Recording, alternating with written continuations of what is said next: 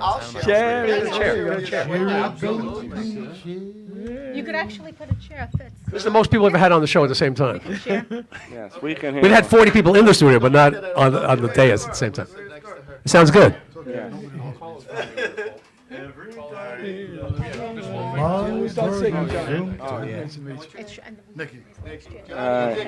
Johnny and Nikki. It's like Frankie and Johnny. Frankie and Johnny were lovers. Yeah, we're gonna reminisce to that. What's this, a big family reunion here? Yeah. Where you going? Bringing the Yeah, cake. give him some room, yeah. Where's he going?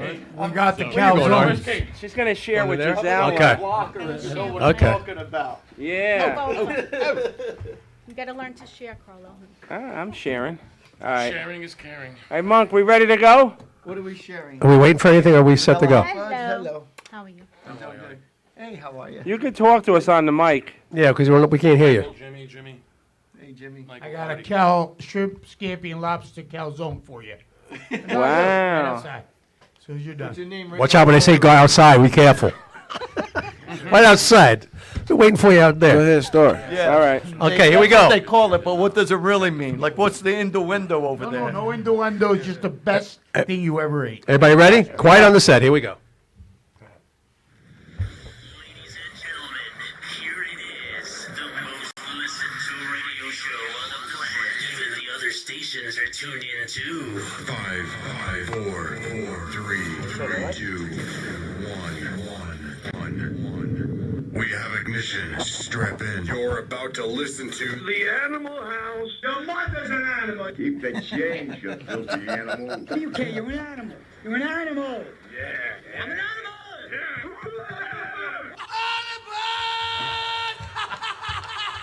Atomic batteries to power. Turbines to speed. I feel the need for speed. The opinions expressed by the hosts, callers, and guests are not those of Hamilton Radio, Armed Forces Radio, Raw Talk Online, 102 DLG Radio Orlando, QStarFM.com, or Animal House Radio. Some of the material broadcast on Animal House Radio may not be suitable for listeners under the age of 18. Listener discretion is advised. That's true for any age.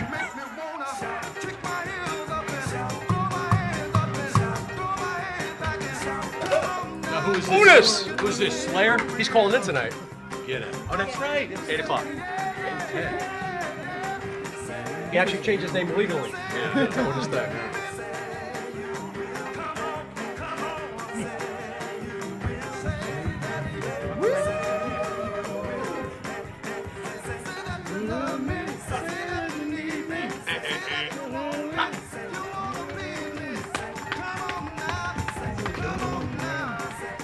Where'd you put your Harley?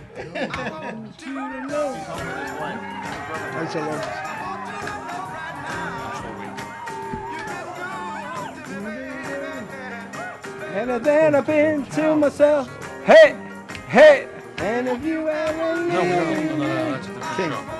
nobody else, 30 seconds. Do you have any more of those songs? Candy. What am I paying you for? Are you kidding me? 15 seconds.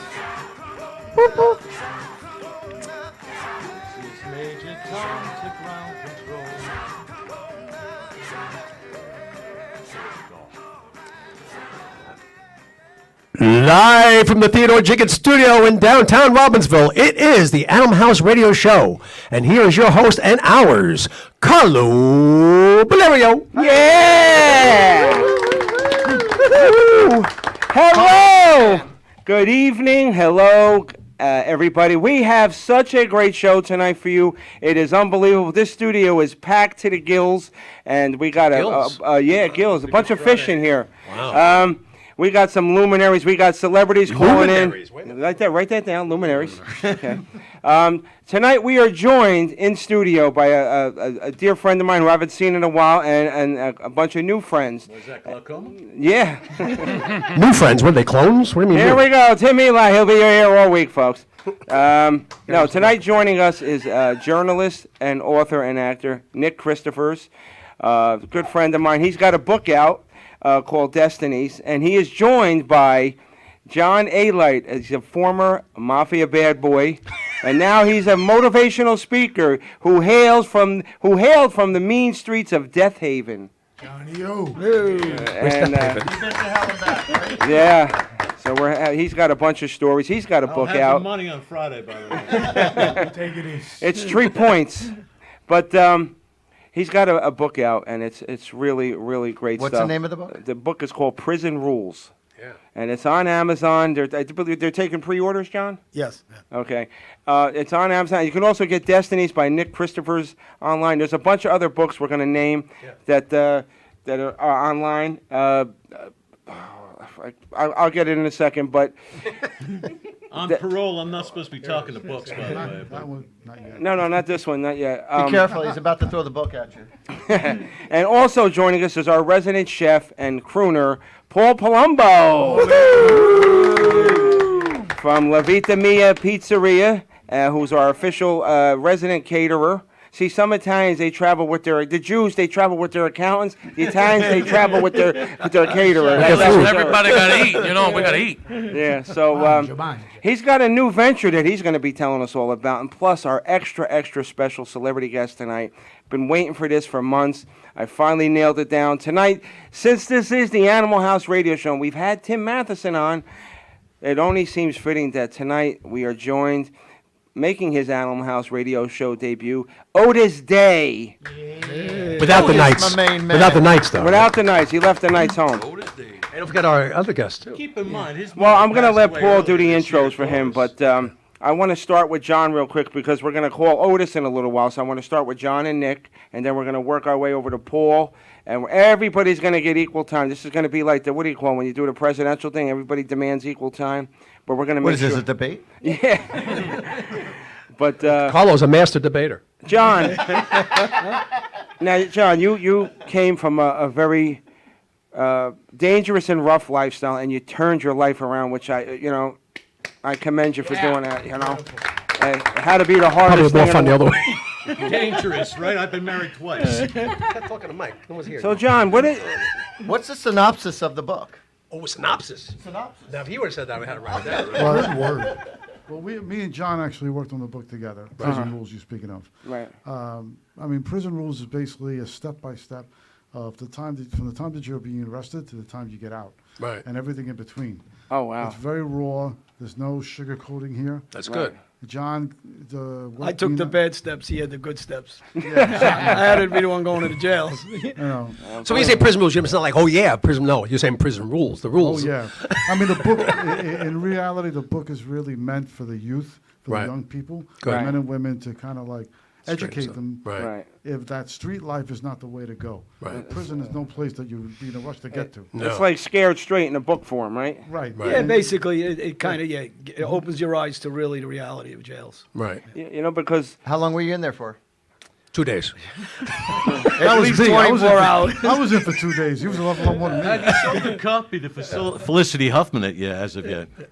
yeah, she's. Prison rules. But all right, Tim, take That's it it. easy. That's the end of the microphone for you.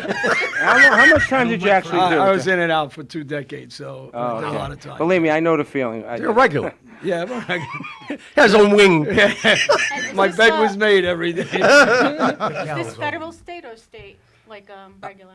I was in federal jails, state jails, county jails, foreign jails in Brazil. Well, that's gotta be Did rough. 3 institutes there for 2.5 years. Which was the Oh, worst wow. out of all of them? Which was the worst? Brazil. Yeah, I would think so. Yeah, that's a Hard third jail. world country, yeah.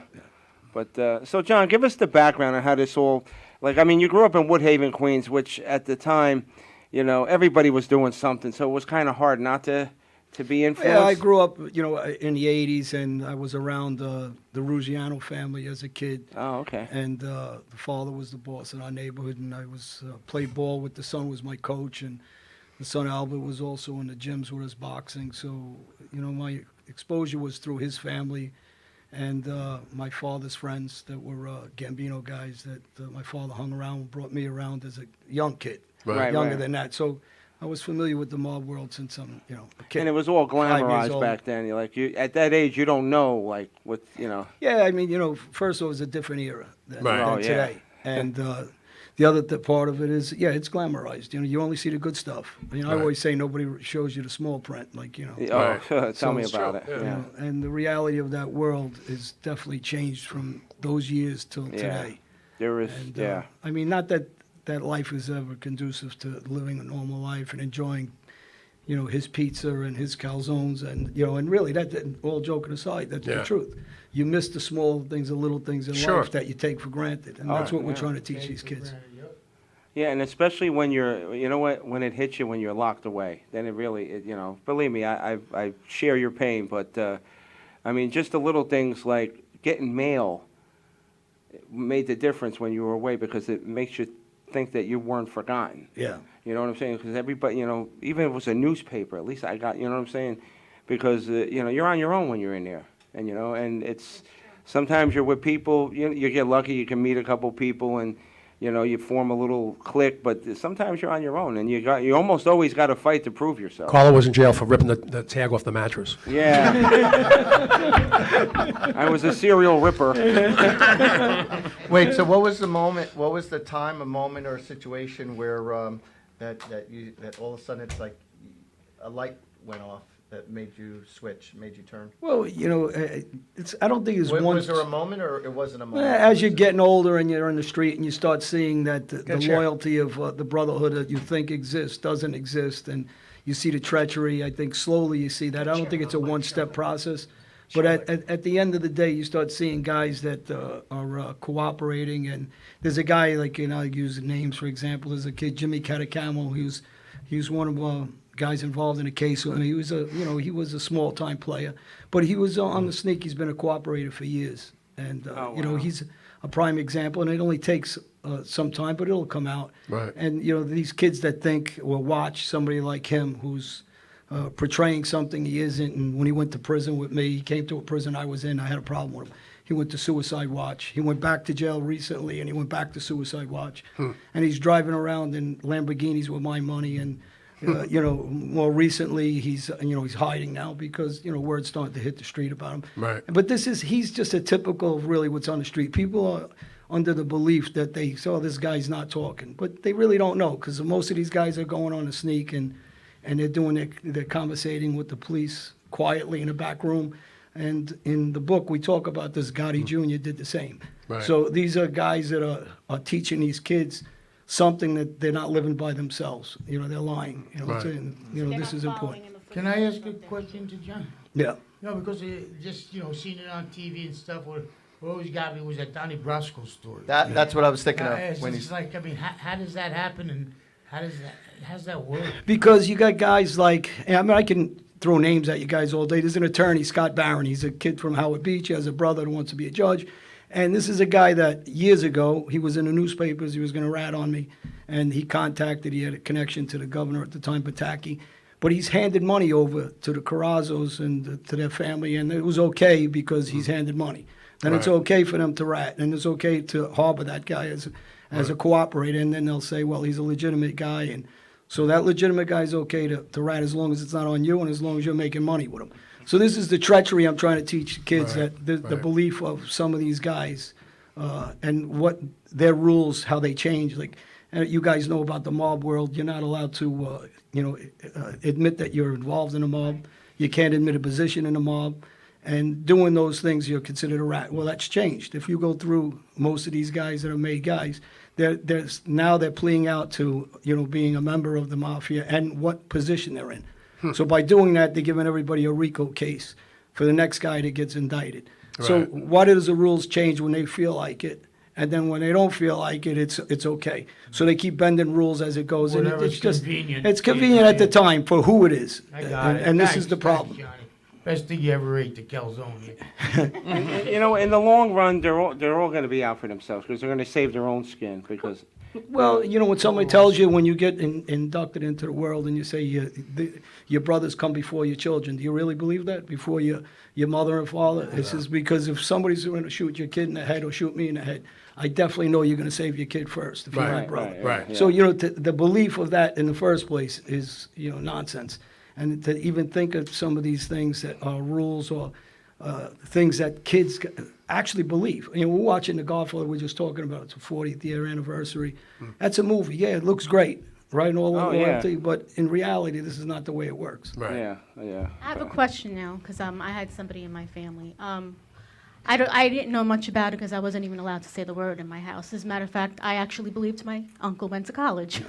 And unfortunately, he went to college for 24 years. And I didn't find out that he was not in college until I was in high school. Right. And we had a mutual friend that her father was in with my uncle.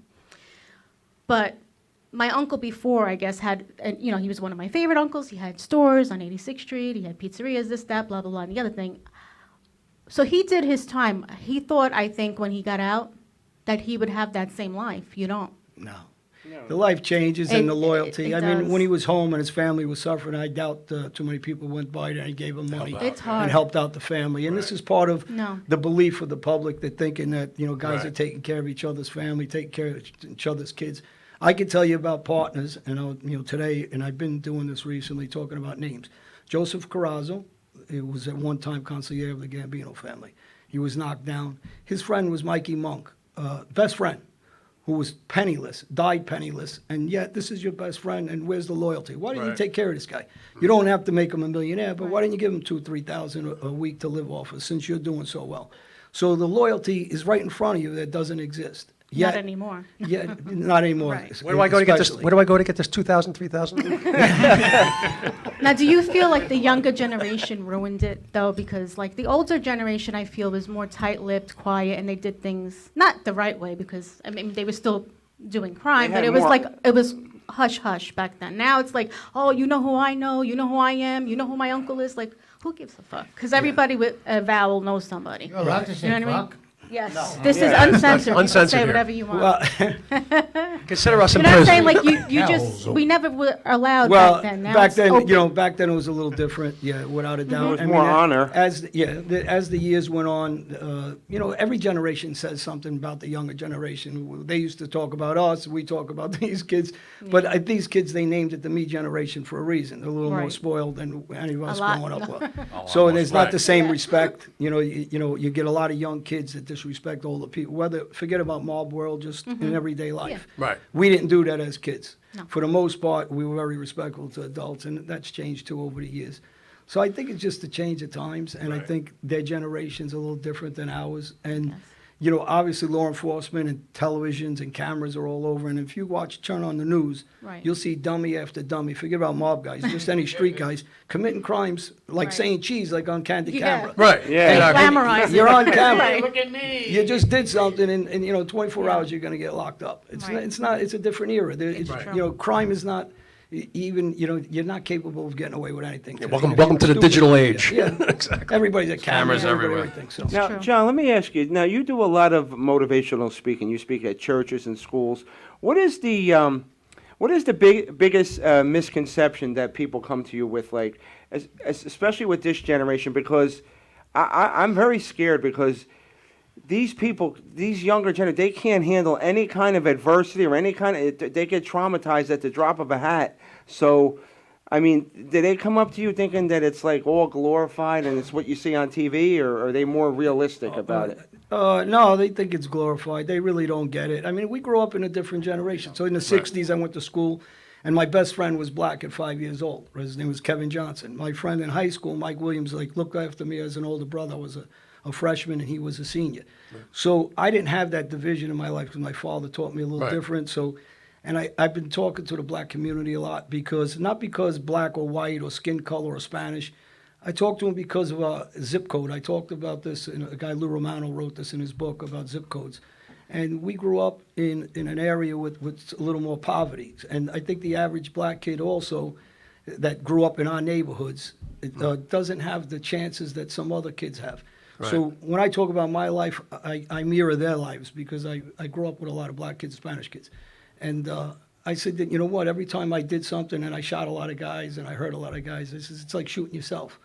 You know, so I want to teach these kids, and I'm supposed to go to Brownsville and do a talk about, every time you're mad at somebody and you shoot them or hurt them, you're only hurting yourself. Right. So you're not really hurting that guy. You're just putting yourself back in jail like I did, or Right. you're ruining your own Great life. way to put it. I never heard it put like that. That's great. You ruin your life and your family's life all at the same time. Yeah, at the same time, and it's really, you got to choose a different way. You don't got to be a doctor, and everybody can't be Kobe Bryant or Jay-Z or anybody. But you can be a truck driver. You can have a decent trade, life. have a You trade. can have a trade. I mean, there's options that I didn't choose that I'm trying to tell these kids to choose. Right. And don't be like, because people still test me on an everyday basis. And, my natural thing is to go after them like I used to. Right. It is frustrating. I won't say it isn't. Yeah. But it's frustrating for a lot of tough kids that are out there. But there's other ways. You've got to get rid of the ego and move on with your life and say, you know what?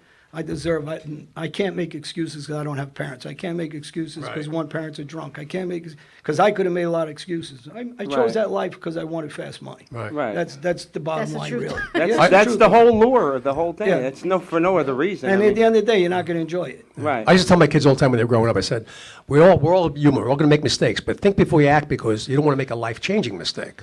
Yeah. That's the whole thing. John, as cliche as it is, though, but in the movie A Bronx Tale, when Robert De Niro says, your father's the tough guy, I get up, I go to work, I support my family. That's the truth. 100%. That is the truth. And that, You know what I'm saying? You got to have a lot of respect for guys that, I have a lot of good friends that weren't from the street. And when I went to prisons, no matter what I did, no matter if somebody said I was doing good time, bad time, those legitimate guys stood by me. There's a difference of these guys and the guys from the street. Right. And if somebody says something different, there's always a handful of good guys from the street. Don't get me wrong. I grew up with all family members who were from the street. But legitimate people look at life different, and they treat each other different. And Right. there is they're not staying with you for any kind of particular reason, but they're there to be your friend regardless. And it says a lot for people that go to work, really. Right. Well, to jump on something, what Carla was just saying about Bronx Tale, there's another quote from that movie. Yous guys, now yous can't leave. No. Oh, wait. The Mario love that test? song. Just can't leave. Not the Mario test either. But the one that, if you remember, I think it was De Niro was talking to Colegio, and he says there's nothing worse than wasted talent. Right. Exactly, yeah. Which is kind of like what John is saying. And, Right. and John's also got he hasn't mentioned also, John was a great baseball player, and he almost went into the bigger leagues. Right. But I think it was his arm arm, right? So that kind of, if that would have been a different story right now. Oh, sure, Yeah. yeah. Seeing John playing ball somewhere. Yeah. But I also, Unfortunately. it's true what you said, and I like what John said, that no matter how, when you're a kid, you can't be a doctor or a lawyer or a singer, but you could do something else that's honorable. You don't have, if you want to strive for that, that's fine. I always encourage that, but you know what I'm saying? Like you said, being a truck driver, you're putting food on the table for your family. You're a winner. Yeah, 100%. Look at the guy. See the guy that was in here. We were joking. It's my bodyguard, big guy. This guy was in the army. He was Marines, I believe, and a hero. And saw a lot of action. Right. Big guy, tough guy, right? Gentle guy. And he's 300 pounds. He's with me a lot, and he's from this area. And you get guys like him every day that are just nice guys, gentlemen, and legitimate tough. Forget about what we Right. did on the street. Because Right. for the most part, you're shooting at people and hurting people, they ain't shooting back once in a while. But these guys are going to see action. And Right. that's why I talk a lot about armed forces and respect for them and things like that. But, these are the real guys that are tough guys that Oh, yeah. they've Well, been through some stuff. I don't know if Nick told you, the show is we were live on American Forces Network. Forces Oh, I didn't Radio. know that. All the 3 million people are listening right yeah, now worldwide. overseas, all Oh. the around the world. Hey, So they're listening. Hats off to them, all of them, really. And I've always said this with these guys. I got a great commander-in-chief. All right, listen, we're gonna, John. I hope you and Nick stay around because Paul made a ton of food. We're going to be talking to him. But right now, Monk, I want you to get Otis Day on the night for us. We're going to speak to him, and we're going to hear more from John and Nick, and we got to talk to Paul about his new venture with Jimmy's in Belmar. So we got a lot of show for you. So, guys, don't go anywhere. So, Monk, when you're ready, get Otis on the phone. Monk left. Monk left, yeah, right? He's probably He sleeping. took the calzones and left. He took all the food and left, yeah. Monk's out there. You ate all the Shrimp calzones? scampi and lobster calzone, best thing you'll ever eat. That's right, I said it. So while we're waiting for that, Paul Palumbo, owner of La Vita Mia Pizzeria, which Yeah, is Paulie Magic, yeah. proudly Yellow Lady. sponsors the Animal House Radio Show, and he's constantly clogging our arteries, and we love him for it. But Yes. Listen, everything I make is low fat. yeah, okay. Yeah, okay, sure it is. There's no fat content in it, no, zero. Even I the- Not after we eat it. Well, I even said- the You see a bunch of people while I'm waddling. making them think it's low fat. I didn't say while you're eating it. It was low fat. And don't call his place after 9 o'clock because his son ain't bringing you any food. Oh, either. forget it. You'll never get a pizza. It'll never happen. But I had him going for a while, though. Oh, There we go. turn up the volume a little bit, Monk. Oh, let's see what he sounds like first. Here's your flower call, Mr. Whitmore. Sorry, the person you're calling. Number 9, number 9, number 9. I think Otis Day fell asleep. Yeah, right? He's up there in age, so. Yeah. I'm sorry, the person you are trying Told to you. reach has a voicemail box that has not been set up yet. All right, we'll try it Please. again in a minute. We'll try a little bit. So, Paul, besides, your place in Staten Island, which is on, if anybody wants to check it out, I highly recommend it. 1281 Arthur Kill Road in Staten Island. It's inside a strip mall. It's very easy to find. Strippers? Strippers, yes. You're doing something new here now, right? Yeah, actually, I teamed up with Jimmy and Michael Mike, yeah. from Jimmy's Place in Belmar. Okay. That's a pizzeria, right? It's a pizza place, best breakfast, best pizza Oh. on the Jersey We Shore. call it the Beachfront Diner. Okay. Best breakfast. Wait, what best road? pizza What on road Jersey. is that on? Ocean What Ave. street? On Ocean Yeah, Avenue. on Ocean On the main strip. Between 9th and 10th. 804 Oh, okay, great. Ocean Ave. He's been there 9 years. Okay. He's a stand-up guy, great with the community. He's sitting down right now. Michael Yeah. as well. And fantastic breakfast, fantastic pizza. Everything that Jimmy makes is like the way I do it from scratch. You know, just putting his heart and soul into everything he makes there. So what'd you do, like a new creation now you have, Well, sort what of? happened was Tell the story. Paul came into my life this year for the first year, and he was sent from God to me. Actually, I was looking for a guy, and Jesus sent Paul to me, and yeah. So between me and him and my son Michael joined us this year. I was ready to sell the place. I've been there 9 years. I was on a 5-year plan, and every year was one more year, one more year, one more year. Right. I bought it in 2011 against my wife's better, wishes. I was always in the restaurant business, but I got out of it for a while. It was a tough business, but I bought it. I figured, how bad could it be? It's seasonal. I bought it. 2011, 2012, Sandy hit, and that wasn't in the brochure. Yeah. I heard it from my wife, But we got through it, and fast forward, Paul came into my life. Michael came back into my life this year, and it's been a home run. But what happened was we said, we're ready to go. We're ready to sell it and move on. And with Paul's talent and mine, Mary Barbizon, who is our director of activities in Belmar, for years wanted me to do the seafood festival, Right. which was on the beach. And I'm like, oh, That's a big event, too. Mary, what am I going to do? Huge. Everybody's got crab cakes. Everybody's got fried shrimp. Everybody's got lobster rolls. She says, Jimmy, you'll think of something.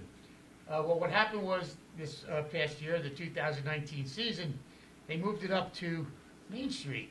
And she says, Jimmy, I got a spot for you. Think of something. So I literally woke up in the middle of the night, make a great shrimp scampi. I said, what am I going to make?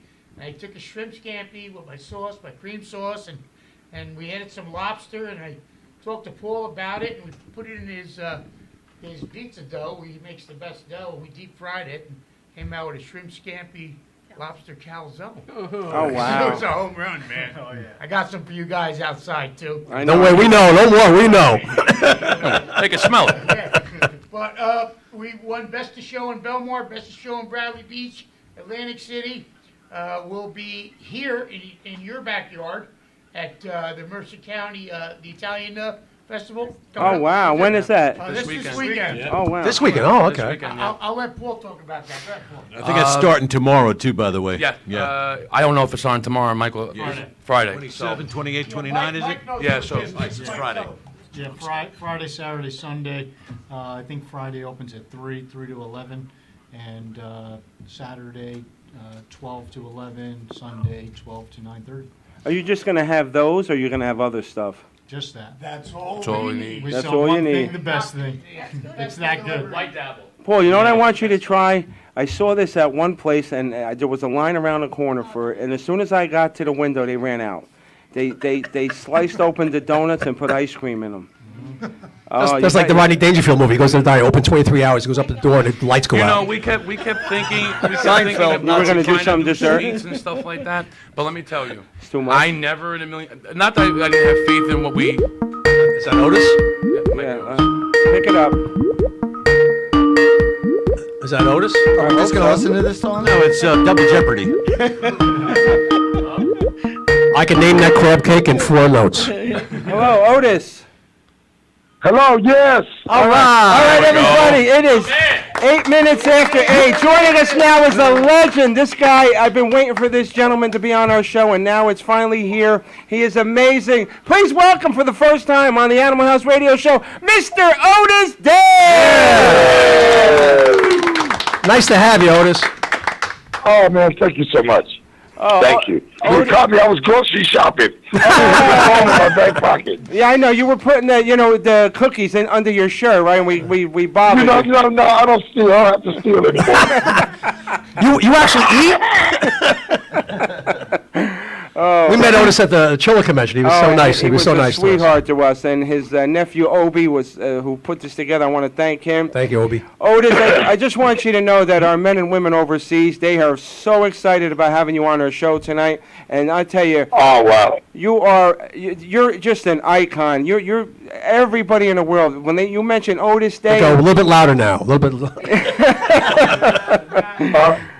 But you're an amazing, and I thank you so much for taking the time with us tonight. I'm gonna go outside. See, you said that, and now he thinks it's his phone. No, I was just doing the song. I was just doing the song, Otis. Okay. Oh, when he said he's going outside, I thought he says, "Oh, I'm going to cry now." Oh, okay. But Otis, I want to thank you for taking the time to be with us tonight. I have so many questions for you. You actually have a very famous brother. He was actually one of the original members of the Coasters. Yeah. Yes, he was. Yes, yes. Now, OBJ. He went by the name of Young Jesse. Oh, okay. Okay, all right. Now, let me ask you. I'm hearing an echo, Monk. I hear something in the. Now you went to audition for Animal House, and you had no intentions of being any kind of singer. You just wanted to act. Right, but I grew up in a household full of singers. My brother, entertainers all my life. But I just wanted to act. Right. And I and I got lucky, and with God's help, I did like some films when you were kind of successful, and then that's when they offered me Animal House. Oh, so it was on a Saturday. I was up at Shaka Khan's old house in the Hollywood Hills. It was with the head of casting at Universal at the time was Michael Chinich, and with John Landis. Oh, okay. And so they told me the story, gave me the setup about it, and we talked about it, we laughed. And I said, well, you know what? No, I don't think I'm going to take it. Thank you so much. So thank you. Wow. And I got up to walk out the door, and a voice in the back of my head, I swear to God, said, take it. And I took it, and it changed my life. Sure the hell did. Oh, my God. That movie's a classic for all time, man. Otis, did they know? Did you guys, during the filming of that, I don't know how many days you spent on set, but did you guys have any idea what it blew up into this tremendous movie? No, nobody did. Right. How many takes Nobody did it take? did. Was that scene just a one-take thing, or did you have to do it over and over again? Well, I kind of pride myself in being a professional, but it took more. I think like maybe two takes. That's pretty damn good. Yeah, maybe two, yeah. Absolutely. That's and I mean, for somebody who never really sang professionally, you could have fooled us, even in the acting thing, because that's your real voice that you're using, right? No, it's fake. Right on the soundtrack. Yeah. Oh no! That was Lloyd Williams. Ah. The truth comes out. You sound like the Three Stooges.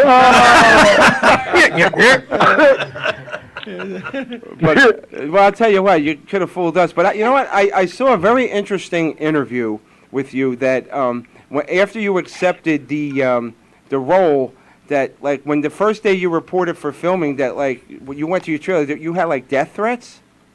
Really? Yes, we had death threats. We get to the trailer, and I looked on top of the trailer, and there was police. And I'm saying, what the hell is going on? And that's when they told me I had death threats, because at Dexter Lake right there, that's where they used to kill black people and throw the bodies over there. Wow. Oh, wow. Were you there, Johnny? Yeah, so I kind of did that probably why it didn't take too long, because I was trying to get out of there, babe. I bet, yeah. Should have called me, Otis. Yeah, you know what? The Dexter Lake, that's an actual real club. It's still there today, I believe, isn't it, Otis? Yeah. They're trying to revamp it. You know, it's been talk about people trying to do it over and stuff like that. So I don't know how it's coming, though. You know, but I do spend a lot of time down there in Oregon, a lot, though, I do. Dave, you had a question? Use the mic. Yeah, I just wanted to, thank you for encouraging everybody to dance with other people's dates. It works out good sometimes. It's nice when you can pick and choose. When you're single, you need to get out a little. Yeah. So, Otis, how many days did you actually spend on set filming? Okay, I was there for like 2 weeks at first, and then they didn't want me to go home. So they said, you can stay as long as you want. I said, okay. So I think I stayed for another 2 weeks, another week and a half or something. Yeah, what happens in the trailer stays in the trailer. We know. Hey, Otis, who know that? Yes.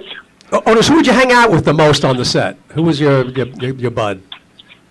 Well, you know, when we were filming, it was basically my band members, and then it was James, right, and Karen, right. It's cool. And James, Karen, and Tim. Tim, yeah. Right. Oh, wow. Now, let me ask you a question. A lot of us guys, hosts on the show, we're professional comedians, and John Belushi was one of my idols. What was it like being around him?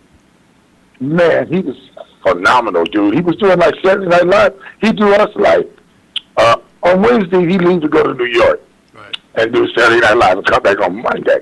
And I just thought that was phenomenal, man. Yeah. Because he was strictly about work, though. Oh, really? Oh, yeah, man, yeah. I've always heard good things about him, too. Everybody that I talked to who knew him personally said he was a sweetheart of a guy if you knew him. Oh, yeah. Yeah, he was real cool, real cool. Real cool.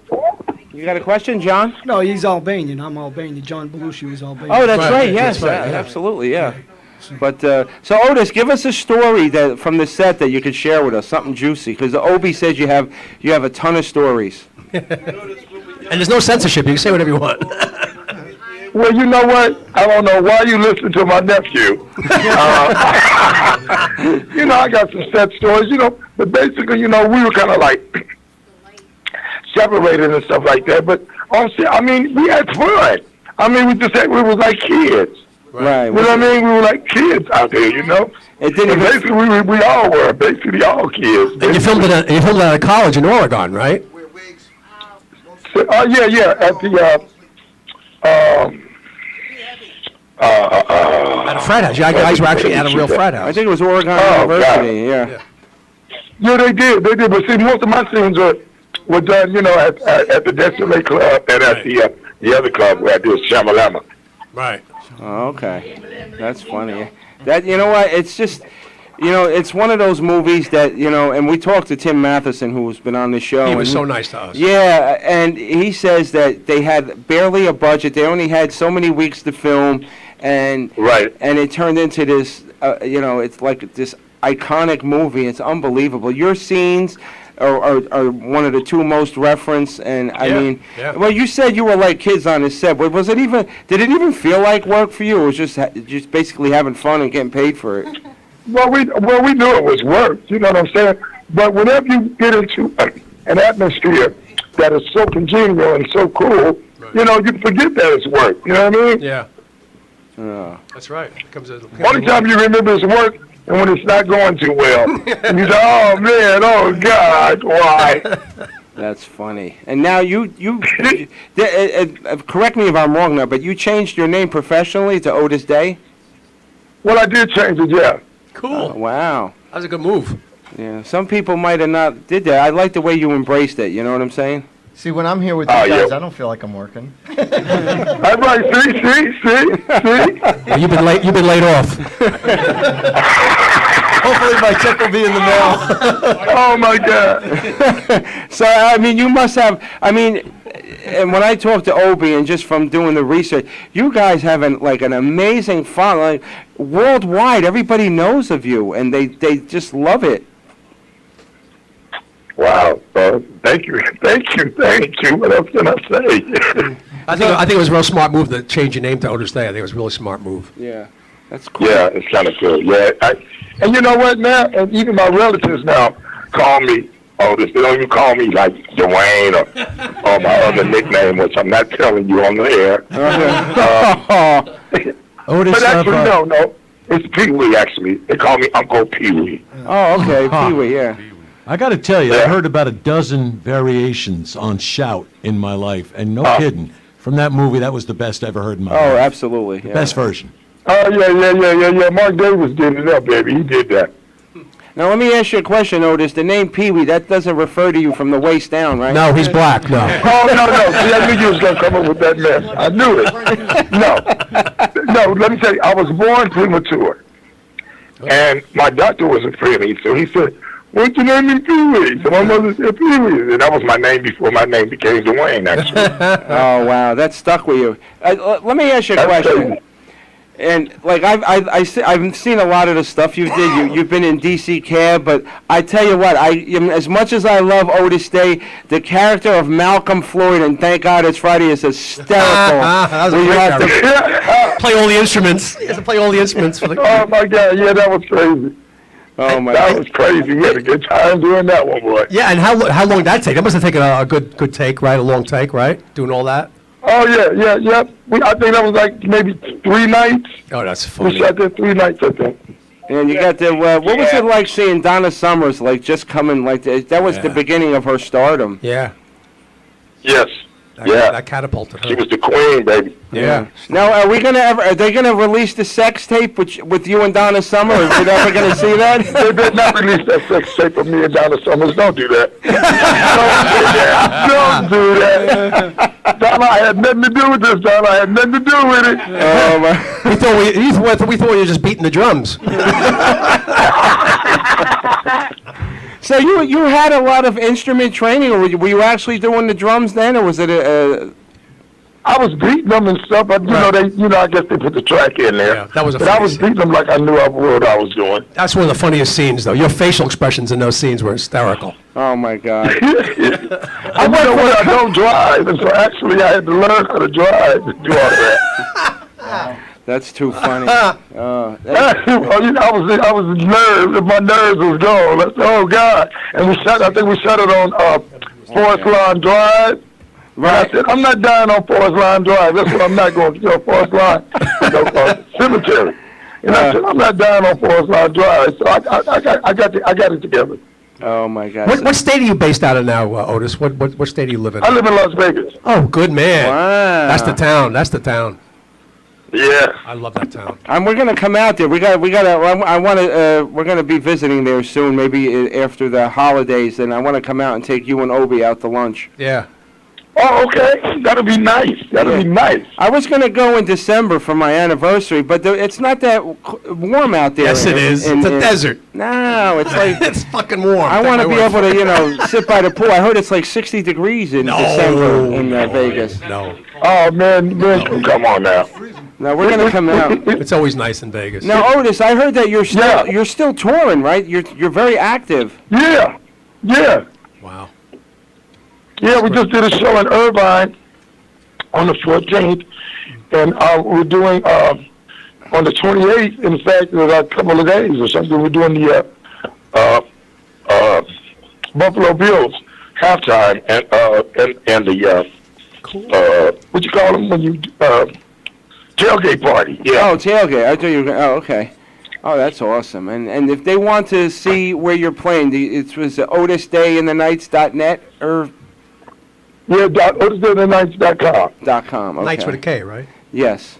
And but you know what, Otis, because my favorite movie of all time was Animal House. That's why I named this show the Animal House Radio Show. And as I told you all our men and women overseas are so excited about having you on. We got email after email about, oh my God, I love that song, what a great character, and a lot of references to Malcolm Floyd and TGIF and even DC. Oh, Camp. no. Yeah. Yeah, it's a great character. But they loved you and worldwide, and I know you're so busy with the touring and food shopping and. He's at Wawa right now. He's at, well, at Walmart. I was really at Walmart. Oh my God! How did you know that? How many? He's a psychic. Otis, before you go, could you do me one favor? Can you give us a station ID for us? Would you do a station ID for us? Basically, what you're going to do is you're going to, say, hi, this is Otis Day, and you're listening to the Animal House radio show. All right, okay. Anytime you want. Yeah, when you're ready, just go. All right. Hi, this is Otis Day, and I'm listening to the Animal House radio show. Yeah. Very good. Yeah, baby. Now, can you do it one more time and just say you're listening to instead of Okay, okay. All right, ready? Hey, this is Otis Day of Otis Day in the Night, and I am listening to the Animal House radio show. Perfect. Thank you, Otis. Thank you so much. God bless, and thank Obi for me, and we won't tell anybody your nickname is Pee Wee, I promise. And we'll see you at the crap table. Okay, I got you. All right, Otis. God bless. Thank you. Otis Day. Yeah. Thanks, Otis. Oh, man, thank you guys so much. Thank you, sir. Thank you. All right. So that was great. That's the, You know what's on the crap table? Everybody's screaming, a little bit softer now. A little bit softer. Give me a soft 7. So we're back here with Paul Palumbo, and he's doing a new venture. Now, this is going to be based out of Jimmy's in Belmar? Actually, it's going to be both locations. Both locations. You'll be able to get the product that we came out with at Jimmy's. Is there a specific name for it, or is it just a calzone? Jimmy's Calzones. It's Jimmy's Original Calzone. You have to figure a way to freeze them and sell them in stores, man. Zone, okay. Z-O-N-E. You guys thinking about that, Jimmy? It's not going into stores? Mike, take that. All right. It's all you, Mike. It's all you, Mike. Mike on the mic. We're trying. You gotta do it. Here's the one thing with this product is you gotta eat it fresh. You gotta make it fresh. Yeah. But if you freeze it fresh, then you could toast it. No? With seafood, it's rough. It's got to be, It's hard. Well, you know what it is actually not what's inside, it's the dough. Oh, okay. When you cook it, by the time the inside cooks, the dough's shot. Oh, Yeah. okay. You know what I'm saying? Even if you pre-cook it? So Even if you just fast. pre-cook it? Even if it's pre-cooked. Wow. Yeah, but we got some ideas that we're working on to get it into the stores. You know, kind of like make your own at home type of thing. Right. Are you going to be, like, branching out with other, like, or is it you're going to stick with just the seafood inside? Give him the We're website. going to venture into other things, but this product and what this is just such a home run. Yeah. Oh, yeah, You yeah. know, once you try it, it's unbelievable. Hey, just so our audience knows, you mentioned the Belmar location. What other location? Belmar and at And Philly's. Staten Island. Staten Island, Yeah, you can okay. get it at my place over on Artico Road. Oh, Beautiful, yeah. beautiful. I just want to say we're in an infancy stage, and like I said earlier, I woke up. Mary Barr was on at the Seafood Festival in Belmar. Said, "Jimmy, you got to make something." You know, she knows I'm a good cook, and so I did this thing, and it's like we tried. We can't make them fast enough. Oh, wow. Paulie up there, he's making them 6 at a time. We had a line 9. with 50, 9 at a time. Okay, yeah, but you only got 3 done. But anyway, so our thing was we make them fresh, we cook them fresh, you eat them fresh. Right. And a lot of love, a whole lot of love. We put on a show, come and get the love, come and get the love, come and get the love now. All of that. Do the whole thing with it. Right, thank you, Mr. Redbone. Yeah. Tell them the website so they can. Yeah. What it is. So for now, you can go on Facebook. Just look up Jimmy's Calzone. The website is jimmyscalzone.com. It's not live yet. We'll be up Hey. and running here in about a week. But right on Facebook, Jimmy's Calzone. Cool. Mike, Monk, I'm hearing an echo. Yeah. I just bring the volume down a little bit. It's on, all right, Jimmy, and when they come in for that, they got to say, I want one of Jimmy's original calzones, or they get nothing. Well, they wait at least an hour. Yeah. At least an hour. You know, I got the crabs once in Toronto. Actually, we own that right now. We bought the slogan at leastanour.com. Oh, wow. Yeah. How long is We it? tell the people, get it now, because we promise you, If you don't get in now, and when the line starts going, you're going to wait At least an hour. And you're gonna see people's faces. You gotta open like a dry cleaner's place right next to it. And Paul, I'm telling you. how long does it take start to finish to make one of those? Because they're not like a regular calzone. They're a little smaller, so is it eat No, faster? it's actually bigger. Size of Smaller, calzones, lighter, I mean, fluffy, pretty not decent. stuffy, crispy and crunchy. All right. He's got all the slogans ready, man. He's all set. It's pretty quick to make them. I mean, probably 2 minutes, 3 minutes to get them all together and drop them in a fryer, and then a 5-minute fry, get them golden brown. But like Seafood There's 100 Festival, people online. yeah, That's the we problem. had Right. on Sunday, Literally. the Saturday and Sunday of the Belmont Seafood Festival, the line did not stop. It was Oh, I can all imagine. day, and literally, I kid you not, I could not even move my fingers. Well, that's that after detour sign. It works every time. I get excited. We're having a great time, but it's it was something that really hit off, and the same thing happened in Bradley Beach. The same thing happened in Atlantic City, and now we're coming into the Mercer Festival. We also have a couple other festivals coming up that we're going to be putting this product out, and it's just something everybody who's eaten it has said this hands down was the best thing they've ever had in Paulie, seafood. what did that woman say? What did she say? That one She woman? came up and That she strikes said me that It's if- better than an orgasm? That's what I was gonna say. No, she said that if I was gonna die today, this is definitely what I would want to have. John, before you could have done my that. last You meal. could fulfill that wish. Now, I know a lot of people exaggerate, but how does that make you feel when you hear something like that? Oh, we love it. It's my passion. I want to put smiles on people's faces. It's just in my blood. I started peeling potatoes for the old man in the diner in Jersey City and Bayonne, and that was my life. And as much as sometimes it's hectic, I get out of it. It always pulls me back in. Right. If I can make you smile, eat, enjoy, and Paul is the same way. That's why I said earlier that God sent Paulie to me. Yeah. So at the festival, how many people are making them? Thank you. At the festival, how many people are making them other than just yourself? Or That's you- it. That's Oh, what, they have see, to- my name is Paulie Magic. Yeah. What do you think of the Keebler Owls over there? No, I'm going to call you. There's a might have reason an why I'm assembly Paulie line. Magic. No. You're Paulie Midas, because everything you touch turns to gold. I love that. And I have to say, because my son is allergic to milk.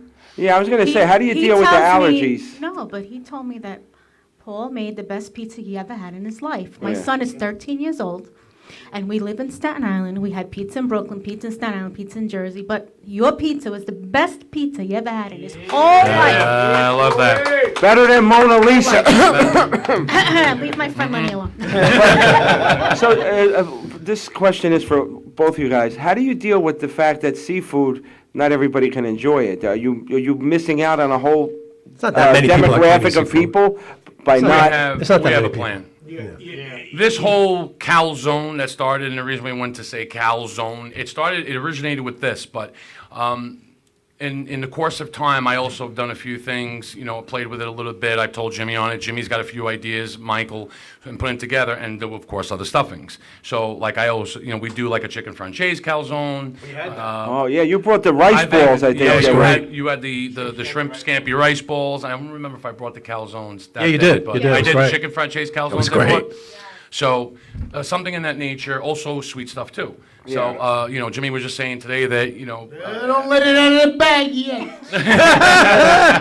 Now, Jimmy, before you did the pizza, were you like the guy on Monopoly? Is that right? That's him. I was his body double. Mostly I got the general. The General, the Yosemite Sam. Crosby. I get them all. You know what I'm But saying? the whole fried thing. When I was growing up, they didn't fry the calzones. They were baked in the oven, and then that came later on, and it was like a whole different taste. Can I tell you my inspiration? I'm a Jersey boy.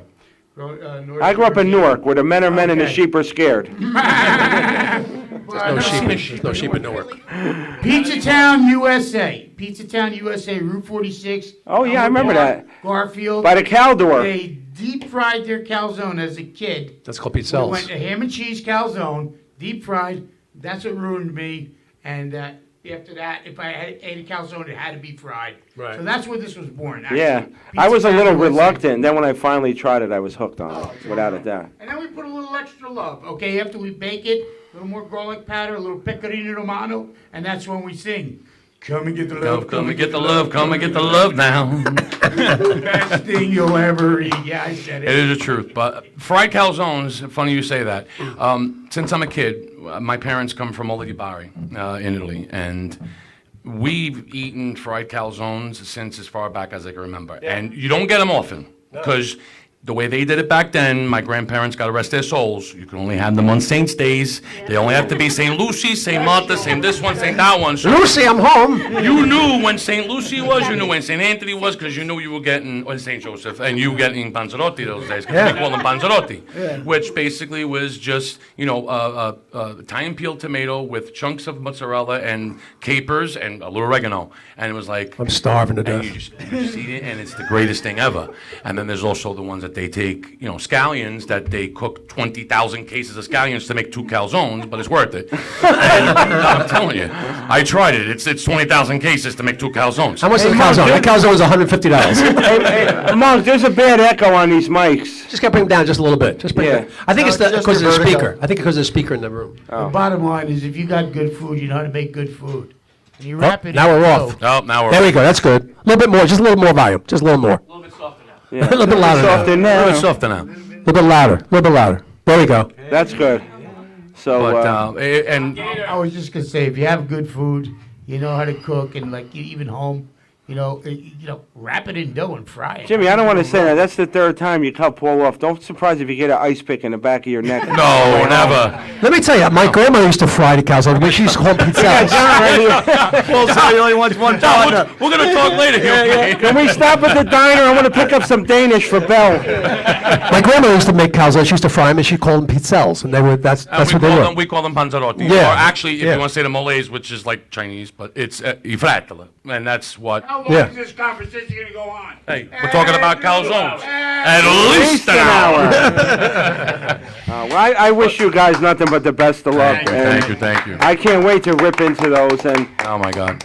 I want to, Jimmy, I don't know what your schedule's like, but Paulie's already knows he's family. I want you to, we're going to have, every year we have a Christmas party, and I want you, you're cordially invited. And you don't have to bring any food. Cordially Just bring yourself. Not just invited, cordially. I'll keep the ice pick hold away on. from He's cooking. He's getting in the kitchen. He's going to do some cooking. All right, so now I want to turn back to John A. Light, and Nick Change our Christopher. career. Can He's got a gun. Can we get invited also? Absolutely. It's always an open house, always. Without a given. It's always an open house. We usually have like 50 people in here. These guys are so tough looking. I had to make them go through a metal detector before they came into the studio. After the show's over, they're gonna burn the saint in our hands tonight. So, but John, now you befriended John Gotti Jr. I think it started from an early age. You were friends. What was it like being in his company? Not so much. I mean, he wasn't the typical mobster, as you know, because he was thrust into the spotlight. How does that change being associated with him? Because now you're under a magnifying glass. I think he was trying to live in his father's shoes, which he wasn't capable of doing. Right, Mm. which everybody I think said it he made it wasn't. difficult for. On one part, I don't care for his personality because he goes out making excuses for his life, and I keep saying, kids from the street, we all have reasons and excuses to go in the wrong direction. Yeah. Stand on your own 2 feet. Take responsibility for what you've done and move on. But, Yeah. on the other hand, when you got somebody who's famous, a father who's famous, and you're trying to live up to his reputation, I guess, whether you agree or disagree of his career choices as a father, it's not an easy thing to do. But Right. I think that made him an insecure guy, and the son, and I think the son just didn't know how to be a gentleman with people. At a young age, he was arrogant, and he wasn't liked. He wasn't liked. Just what we were talking about, the generation of new kids, the me generation, they're not respectful. So John, the son, Junior was a disrespectful guy towards, and I'm not talking about mob guys. I'm talking about just people on in the street. public, Yeah, in the no. street. Just 'cause he he had felt me like attitude, self-entitled and- self-entitlement, and he wasn't well liked or received. And I think that followed over the years that he thinks that last name gives him a courtesy of talking or doing whatever he wants. Right. And the same thing with the cooperation. You guys are from the street, you understand. Right. He went into an office, you had a conversation, it's over. You Right. cooperated. That's fine. At least stand on it. say I did it and move forward and whatever. You didn't want nothing to do with the life. No one's going to sit there and torture you forever. 99.9% of the people, the real world, don't get involved in the street. So there's no harm there if that's what your career choice is. Stop blaming everybody. Yeah. You blamed your father through everything you do. You blame me, you blame this guy, you blame that. Stand on your own. Some people can rationalize anything. Yeah, rationalize. Was it at that point when he went into the room and had the conversation, you said, I'm done? Well, I'm sitting in a Brazilian penitentiary, and we're enemies now. I'm facing life. Guys are getting killed left and right in those penitentiaries, not like here. Yeah. And he's having a conversation. So when I found this out, there's guys that were in prisons with me when they overheard these conversations from the UK, because I was on a smuggled cell phone. And these guys sent testimonies in and this and that. So what Gotti's trying to sell to the people that are knowledgeable in the street world is nonsense. But when you hear that he's going in and you're facing life and he can give everything and anything on me. I've been working with them, doing work for them. Sam Rigavano did an interview and he talking gets all about scot-free, how yeah. I did all the work for them. And meanwhile, what would anybody do in my situation? Because he's already in making deals with the government. And prior to me, he's done it with a guy, little Joey DeAngelis. You guys are familiar with the Scores case. They were copping a plea, and Gotti Jr. wouldn't allow him to cop a plea. And he was going to get a 7-year deal, little Joey. And Gotti went behind closed doors, and he copped a plea, and then they offered little Joey 20-something years. Oh, wow. So, he screwed Joey, and then later on, Joey ends up coming in. And I want to see the guy that wouldn't do what Joey did after that. So, these names aren't brought up too often in public, and people don't know all these stories. So, it's very simple. That's why I go back to the same thing. It doesn't matter, these stories, one way or another. Just my advice to kids is find a different career. Do what you guys are doing.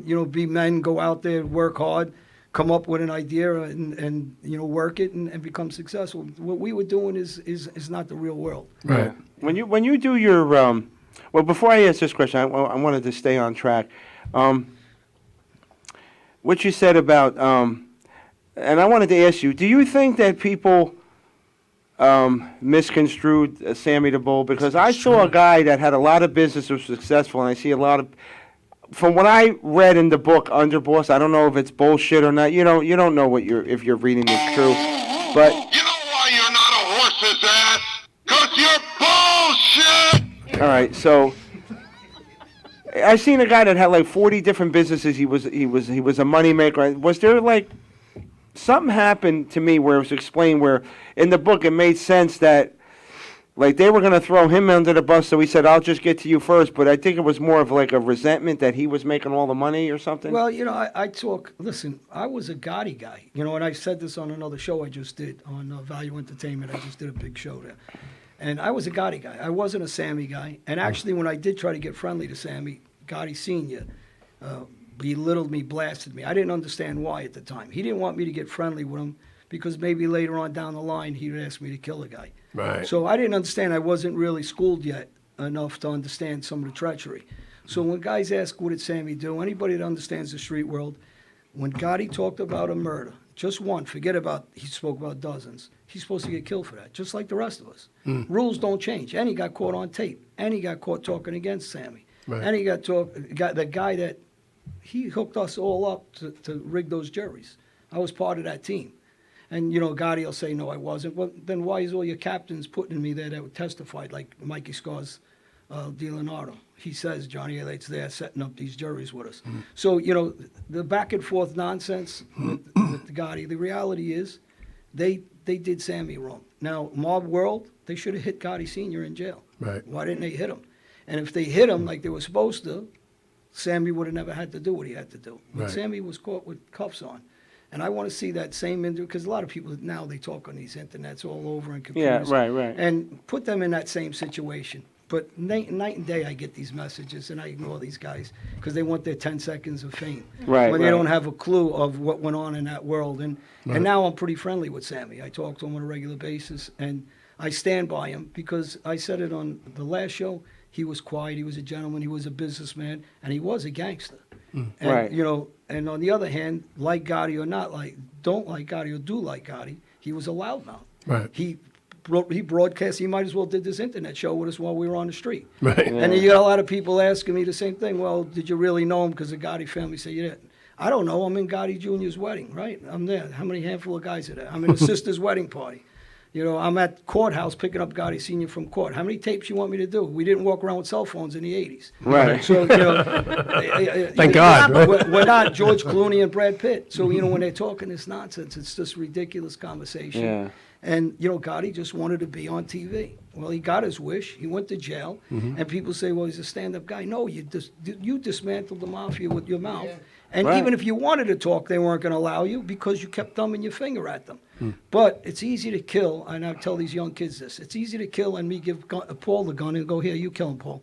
Anybody can do that. It's amazing because, truth be told, my dad was a made guy, but Yeah. he died in 1990, and same family, but on the Jersey Right. side. My dad was with Cabert. Okay, I know Bobby Bobby Cabert. good. You know who Bobby I know Cabert is. All right, Bobby so helped me with my first case. yeah, Although Gotti said sweetheart that's- of a guy, but you know what? Don't you know? Well, Bobby was a serious guy, and most of the guys around. I that could crew tell were you serious, stories. He and used to your send father. guys to the track with money, knowing that they couldn't get there on time to Right. place the bet, and then they would owe him the money. It's believe me, but it's just amazing that even at the top levels, this bullshit goes on. You would think that just would stay like in the lower ranks. No, you got a lot of, listen, the problem is, and I named this on the last show also, boss after boss is cooperating.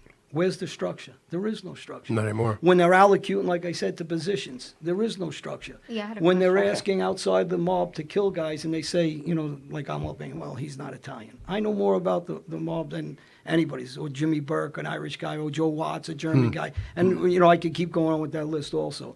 These are ridiculous statements for people that don't understand our world. And Sammy Gravano, like he's already said it 100 times on, you know, about me. So there's no questioning, or look at some of the captains in our family that ratted or cooperated, whatever word you want to use, that put me in bad spots. So you know, talking against me, you know, with the law enforcement. But I don't hold grudges to any of these guys actually. You know, because I moved on and I'm trying to do You're the right lucky you thing got with out. kids. You got out. Yeah, You and got I'm, out. I'm talking about kids. It ain't about my life really, and these Right. conversations are being told so we can get to some of these kids. Yeah, prevent it so from happening. people understand. You understand the pain of your father's life Oh, because you as a child, and we didn't get into when I went to jail what happened to my family and kids. Right. Right. So and nobody's like, you know, people are going to say, well, fuck him. And I always say the same thing. I'm not asking for anybody's pity. I'm talking about our children. And I'm talking about Gotti's children. Stop teaching these kids to go to jail. Your Right. own kids, Right. or your own nephews, your own. Stop, you know, saying, "Oh, my father was a man's man." No, he wasn't. Yeah. You know, he went to jail and he got beat up just like everybody else. He ain't Superman. There's nothing to be ashamed about him getting beat up. It's and like all you're that. teaching them to But die. you teach. I don't know Some who, of them. and I said I don't know what politician, what ball player, what actor, what gangster wants to hand their son a gun and a bag of drugs and say go on the street. Right. Only an imbecile would do that. Right, right. I want my kids to go in business, mind their business when someone Have a talks good about life. me, and enjoy your life. Exactly. Right. Well, my father was one of those guys. He says, "You're not doing this." Yeah, he was You a know, smart and, guy. And it's funny. I got a funny story. When I was 5 years old, my mother used to take me to see him because he was doing a couple of years for. Back then, he got pinched for bookmaking, which wasn't Right. was harmless, but. It used to. My mother told me he was in the army, so when I went to visit him, he's coming out with a uniform with numbers on it. It looked like an army uniform, but then later on, I found that it wasn't. He wasn't in the army. Yes. You had Different kind of Well, bullets. yeah. My question. Do you feel like, I know everything like kind of like erupted. Do you think Giuliani had anything to do with everybody kind of like ratting each other out and pointing fingers? Do you think he rattled the cage Oh, for it to listen, happen? The racketeering law that he brought around, the RICO cases, definitely rattled everybody. That's first. And then, you know, like I've said over and over again, you know, law enforcement technology has changed tremendously. Oh, yeah. Between wiretaps and these phones and these cameras all over the street and Devices pick up everything. And devices, and Yeah. then you have, you know, the amount of time everybody, you know, guys are getting because it's lights out now. Yeah. And then you have the structure. What I got off of before was every boss from every family and their family members Right. are cooperating. I mean, they're talking about Pete Gotti recently. Angel Gotti talks a lot on TV, and she doesn't know about the mob. She didn't have a sit down with her father. Who does she know? She has not a clue. Where's she getting her information from? Her brother that ratted. So when they talk about, you know, when they're having these conversations, they don't have a clue of what really went on in those rooms. And, you know, the guys that, you know, when they're leaving their family and their wives are saying, we're in the street, you care about him or do you care about your children? Which one comes first? Right. And reality is reality. Everybody, I don't know a woman that doesn't take care of her kids that won't kill for her kids. Right. So you're telling me the same father of those children will say, fuck you to his wife and children, and I'm going to take him over him? It's not really realistic. Right. You know, maybe in the old days it was a different way of thinking, but you didn't get the time you get today. Oh, So yeah. now, you know, years ago you get 30 years, you do 7, 8, 9, 10, you do a third, plus you get good time.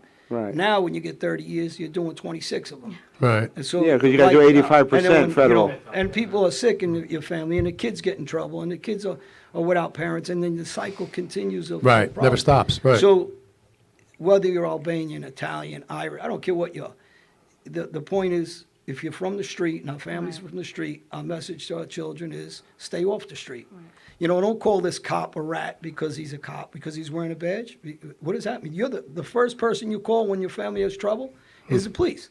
I says, but that these same people, because if I know somebody was raping somebody's mother, would you tell them, oh, if you call the police, you're a rat? Or you want to tell them, I hope you call the police Right. to save her? Right. You know, so the nonsense that they spew when they're teaching their children this is the problem. It's all Well, reversed. I'm guilty of that too, because growing up early, you Because know, we all did it. we I lived in did a it. neighborhood where like there was nobody but us. You know what I'm saying? And you know, back in Newark at the time, like during the riots, so there was a lot of racial tension. So that was instilled to me at an early age. But I've evolved. I mean, the cops I'm indifferent to because, I mean, Listen, you know what? I don't mean to cut you up. I'm going to tell you about cops, street guys, whoever. Each person is an individual. Right. And you got to treat each person as an individual. Right. If that cop's an asshole, he's a fucking asshole. Well, he's wearing a uniform or he's not. If that gangster's an asshole, he's a fucking asshole. Right. We go to a restaurant, right? And you guys know you own restaurants. It's personality to bring people in. If you're an asshole to them, they're not coming back. I don't care how good your food is. Right. So it really is your personality and how you treat people. If there's a respect level for a person, then there's a respect level. And that's really the bottom line, and that's what we would really need to teach our kids, because we all have yeah. trouble with our kids. No, You know, yeah. Nobody has a perfect family. Now I've you know evolved and I realized that was stupid what I was thinking, you know, because don't get me wrong, some of these cops that we grew up with, they were worse than us, you know what I'm saying, doing stuff, but that's neither here nor there. But I like what you're doing, but being from the streets is not a bad thing. No, it's not a bad You know, thing, because I because had it- an education on the streets. Right. We all have an education. I on the think streets. it's It the made us best a little more education intelligent because- than school education. You know, not that I'm hustling and making money, but nobody's going to make a jerk off out of No, me. but we use that education from the street to better ourselves. Right, Not exactly. not to teach our kids to go, here, we're Yeah, smarter yeah. now, we can beat that camera. Here, take this kilo. No, no, no. Yeah, it's one thing having exactly. street smarts, another thing doing stupid stuff. Yeah, stupid stuff. Yeah, I right. mean, listen, honestly, we all know each other a little bit and just met each other, some of us. And you guys are gentlemen, right? And that's what life's about, right? It's not about the bully in the room, because anybody, Right. listen, Mike Tyson's one of the toughest guys around in the ring, right? Put a gun in a kid's hand from the street, and he's this skinny and 100 pounds, and he'll kill Mike Tyson, right? Right. So what does that mean, that he's tougher? It doesn't mean anything. I mean, Right, He's right. an athlete that was, you know, I happen to like Mike Tyson. He's an athlete. He was a great athlete. And he really does the right thing also with kids now. And he talks, he's a funny guy. He's got a personality. There's something behind him just as a fighter. Now, whether people don't like him or not is another story. I personally like him. I think the guy's an amazing guy. He had an amazing life. Right. I But think he's misunderstood. He is misunderstood Definitely. because he had a temper. And his temper got him in trouble. And he says, and whether, you know, some of the things they accuse him of, I personally don't believe that he was involved in some of the Right. things he went to jail Yeah. for. Right. I think he got a bad shake on it. But, you know, we all can have our opinion. But the guy does have a person behind being in the ring or in the street, and we Right. all do. The problem is, the thing is to teach these kids every time they say something stupid or do something stupid, because I watch adults on the internet and they act like fucking jerk-offs. And what do you think your Yeah, kid's exactly. going to do? Everybody's into the stereotype, and they want to personify or magnify it and it's ridiculous. I don't know who said it before, with a vowel ends in your name. They're all, my uncle, somebody, or something. You don't stop hearing that. Right, right. You know, who gives a fuck what your uncle You is? know who my uncle is? Yeah, it's your aunt's husband. Get the fuck Yeah, out, yeah, you know. right, right. I always said the people that talk the loudest are no one. Yeah, no Because if you're quiet, then I'm scared. Yeah. You know what I mean? Because Yeah. you got to be careful when someone's quiet. I mean, somebody said that. Speak up, A Art. guy told me that the other day. Right. You don't scare me. I'm not trying to scare you. Right. I go, who's trying to scare you? You know? John, Artie here is one of our co-hosts, and he is a legit, real deal psychic. He's a spiritual advisor, and he wanted me to tell you, don't start your car. Hey, I had a reporter told me that. I go, here, you start it. John, in all seriousness, when you do the motivational speaking and you go to the schools, the churches, do you ever take a personal interest in one of the kids? Yeah, I do. Because you feel like I gotta grab him before he goes down. I had a real personal interest in a kid from Montgomery Township, PA. And he came from a real bad situation, tough kid. I was teaching him a little bit of boxing, and he was on the YouTubes with me and different things, and he hasn't done well. And, it kills me because I really know we had heart talks, talked about, he was a tough kid, talked about crying, talked about family, talked about his situation. And I could see him struggling back and forth, and I struggled my whole life back and forth. Is he having trouble? Is he having trouble because of the environment he's still in? He's in bad environments, Yeah. and he's a tough kid, and he doesn't want to. Doesn't want to bend. He doesn't want to bend, and I tell him every time you keep doing this and you keep going back to prison, Right. you're only hurting you. You're gonna get worse, That it's gonna kid get worse that and you worse. just hurt is back outside. Yeah. I said, so what are you getting? And Right. even if you killed that kid, what are you going to do to the next kid and the Right. next kid and the next kid? Because Yeah. look at my situation. People Yeah. don't shut up. How do you? That also goes back though when you go back Use to the mic. what everybody says. Like when you go back to the neighborhood conversations, everybody like, wait, what are you're gonna leave the neighborhood? You're gonna leave us all behind? You think you're better than everybody around here? And that kind of stuff is what troubles a lot of the young people when they're trying to get out of that Well, situation. when you talk to kids about in schools with bullying, the problem is most people want to be in a group because they feel safe. When the whole group's on their side, but they won't stand there by themselves. Exactly. And you got to teach our kids or our nephews or whoever, our family, to stand there by yourself. Right. You don't need everybody to say okay to make that decision.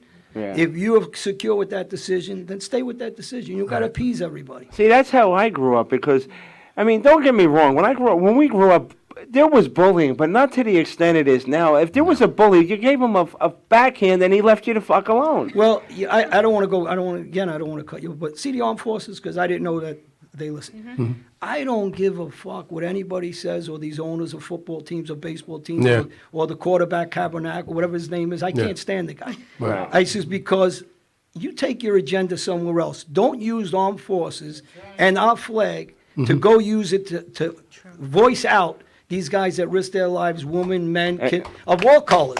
Right?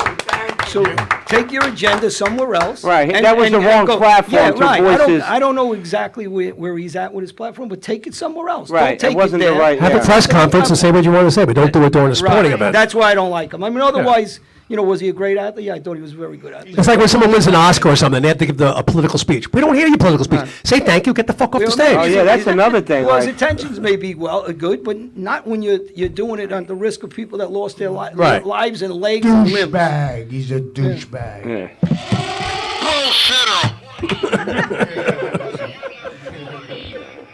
John, I'll never let him eat a calzone. Never.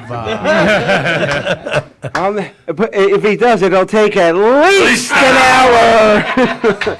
John, when you had that kid from Montgomery Township, and I want to name was compare. Tony, so you- What's his name? Tony. Okay, when you met Tony, and when you have a drug addict or somebody, how do you break that veil? Because it's so hard to get through to these people because they want. Yeah, they'll go to a rehab, but sometimes you get people going to rehabs more than once. How do you break that veil? Because they're in denial. I believe it's true that if they don't, that you can't help them unless they want to be helped. Yeah, A baseball bat works. Yeah, you can hit him with the bat. Well, you got to look at it. That's what my father always said. And people ask me, what changed me this time? Why this time am I Right. not giving in back to the people that I want to hurt? Because there's a list of guys, right, that you want to hurt with big mouths. But you look in the mirror and you go, I like myself. Right. I like my son. I love my son. I like to spend time with my grandson. I love my grandson. Right. I'm watching my father, sick for the years now. I want to be with my father. So if I hurt that guy, I'm losing. I'm making a sucker. I told the guy since I've been home, if I lose this fight with myself, I'm going to kill you. Right. I said, so my fight's not with you, really. It's with myself. Right. It's easy for me to do what I used to do. I did it always. People, Right. People say, "Oh, the guy changed. He's a pussy." Or whatever. I didn't change. I'm the same guy. I'm just a little smarter. Right. And my priorities of who I care about, including myself, has changed. Because after you hurt one and another and another and another, it's just going to be another. So where are you going to go with that? Yeah. And if you really want to fight all these tough guys in the street, these guys with big mouths or the guys on computer, go in the ring and fight. Right. There's UFC, there's MMA, there's professional boxing, there's Right. kickboxing, there's karate, there's wrestling. Go fight. Dodgeball. Fight every day if you want. Otherwise, your life's going Why to get you worse on and a worse. computer fighting? Life's just going to fall, free fall. Yeah. When you hurt your first person, do you carry that baggage around with you still from all the people? I mean, does it? Listen, the other day on the show, I named by names. Right. I could talk when I told him earlier. I got another 20 guys I could talk about that I shot by name, not bullshit what these guys are talking about. Oh, he didn't really do it. And I've been stabbed up, and I've been shot, and I've been baseball batted, it wasn't one way. You know, if you're going to pick and choose your enemies in fights, sure, nothing's going to happen to you. If I go with 10 guys, You're right. you know, like they come for me, you know, then that's going to happen. But if you're going to be honest with yourself and say, this is what I did, I'm not proud of it, but as much as I keep talking about it, this is the only way I can get kids to listen. I was the real guy doing all this stuff. So now I'm naming names because guys were questioning it. So I'm naming who I shot, who I stabbed, who I batted, who was witnesses, who was there. So now, when I do the next 20, they're going to say, oh, this guy's not full of shit. I says, and I tell people who have lawyers, well, go get a lawyer and go get my paperwork. It's out. What did you think? The police just came after me and wanted to give me all kinds of time because they didn't like me? I mean, you know. When you hit somebody with a bat, did you ever get a grand slam? Yeah. That was great with a bat because I played a lot of baseball. He has a lot of stolen bases. Me too. And I contact a lot of families. A lot of them told me to go fuck myself, and some of them told Well, me. you tried, though. You tried. And yeah, I mean, I legitimately tried to reach. And don't get me wrong, some of them, I said it too. I would do it again to them if it was the past. I don't feel bad for. Wow. So there's reasons for, some of them, and some of them I'm not at that point where I could say, yeah, I regret some of them. So I'm not going to lie to anybody. This might sound like a silly question, but I actually mean this. Has anybody who you've hurt, or killed in your past or whatever, have they ever come back in your dreams? Somebody killed came back? Has anyone ever of come course. to your dreams and 100%. There's nights and like what was the experience? Like what Use was the that mic, use the experience? Or like what did you experience? What was that experience like? What did they say, or how did you feel? Or Was it just nightmares you were having, or? No, listen, it's not a one-time thing, like, what you're saying. There's been multiple nights in jails, in home, where I have dreams of different situations where they're trying to kill me. Some of them when they're crying, some of them where you're in front of their family, it's just a million. And I've been, openly talking about therapy and stuff like that on different shows. I don't bullshit nobody about, your personalities and crying and being upset. And so some of that is true, but, it's like anything. I did this to a room full of mothers, and I said to them, you guys are killers just like me. And they all looked at me funny. I said, you have children. Let me go near one of your children or somebody try to harm your children and see if you don't do anything you can to kill me. Right. I said, so it is in all of us. It's just where it's supposed to be controlled. Right. So I'm no different than the average person, but I didn't control what I did for a living, and I made it easy to be, it was easy for me to do. Well, you started at a young age. It's At a very like young kind of age, embedded I was- into you a little bit. Just like you said, we were raised in this life. That doesn't mean that we continue in a life that's wrong. No, you made a Our good parents choice. did the best they could with Right. what they believed or understood at the time, just like us. So these parents that are, whoever's in the street or not in the street, you should be teaching your kids not to be in the street or not to glorify the street. Right. That just teach your kids something different. I mean, just like you said earlier about Robert De Niro and Bronx Tale, and you guys were all joking about your restaurant. But you know as well as I do, the restaurant business is 24/7. Yeah. You break your ass to make a living, to do the right thing for your family, right? And that's needs to be respected, Right. because that's not an easy thing to do. Not in What I today's used world, to do no. was easy, right? I take a bag of drugs and move 100 kilos here and there, and I'm making all kinds of money, right? And that was my life. So you can somebody go out and get hash then? Yeah.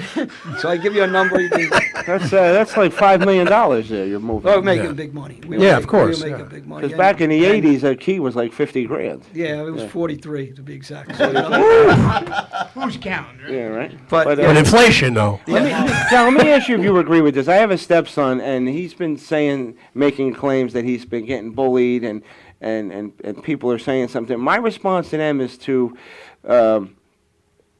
fight fire with fire. If somebody says something to you, I tell them. If somebody puts their hands on you, I tell them to knock Well, them that's out. different. That's correct different. him. Once they I touch say you, you it's take different. it right to your teacher, whoever's there. See, I and see, you see, bring I it to Listen, them. I'm going to tell Not you, him. I'm going to tell you, and this is not just, this is years now of me of experience. When I look at you, right, and I try to make fun of you and pick you apart, it's only because I'm intimidating you for some reason. Yeah. So the kids got to Insecurity on their understand part. that's insecurity on them. Right. And this was one of the things I go back to Junior Gotti, because he was always insecure. He's always picking on guys. Because something's wrong with him. Something Right. at home, I don't know. But what are you picking on the guys for? What are you so insecure about everybody else for? Because it's your issue. So the first thing I would tell you, your stepson, is it stepson you said? Yes. Is that person that's trying to pick on him is insecure. He's afraid of you. It doesn't have to be physical fear. It could be his intelligence level. It could be his clothes. It could be that he has somebody that loves him and that kid has nobody at home that loves him. That's usually He's the- trying, that's usually he's it. trying to overcompensate. Yeah. Right. And Yeah, it's usually a family issue. he's got to have a support system in a different way. And I don't know, like, if you reach out to the parents of the other guy and say to him, come on, what are you doing? And if he's not a reasonable guy, then talk a little different to him in a different way.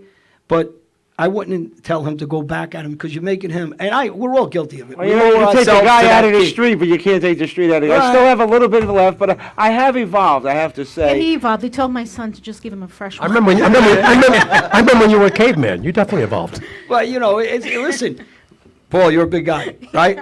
So most people, when they see Paul, right, if you're in the street, they're going to talk different to Jimmy because he's like me. We're not big intimidating guys.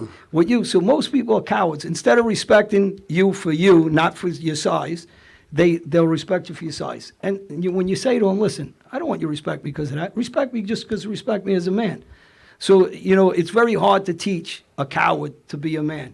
Right. Because when these guys are being taught somewhere else, and that's why they got these problems, these kids. And it's definitely something from home, too. It's Because- definitely yeah, something something's wrong. You know how many, Something's wrong. like I said, there was bullying back there, but not to the extent like it was. Like, this old PC terms like fat shaming, we were making fun of kids. Now it's social media, know, too. and Yeah, and so it's a different era. Everybody's so. so touchy, too. But Don't get once me you wrong. smacked the kid, he became your best friend. Yeah, Yep. yeah. You know what I'm saying? Most of the time. I mean, in some It happened to cases, me. not all Happened the to me. I time. beat the shit out of a kid once at a party because he hit me in the face. But, And I turned around and beat the shit out of him. But somebody like your it's making my stepson- best friend later on. Yeah, yeah. But if somebody's your stepson is what your stepson and that kid picks on him, maybe that one day that kid that's what your stepson is a tough kid is going to say, I got to say something and I'll beat you up.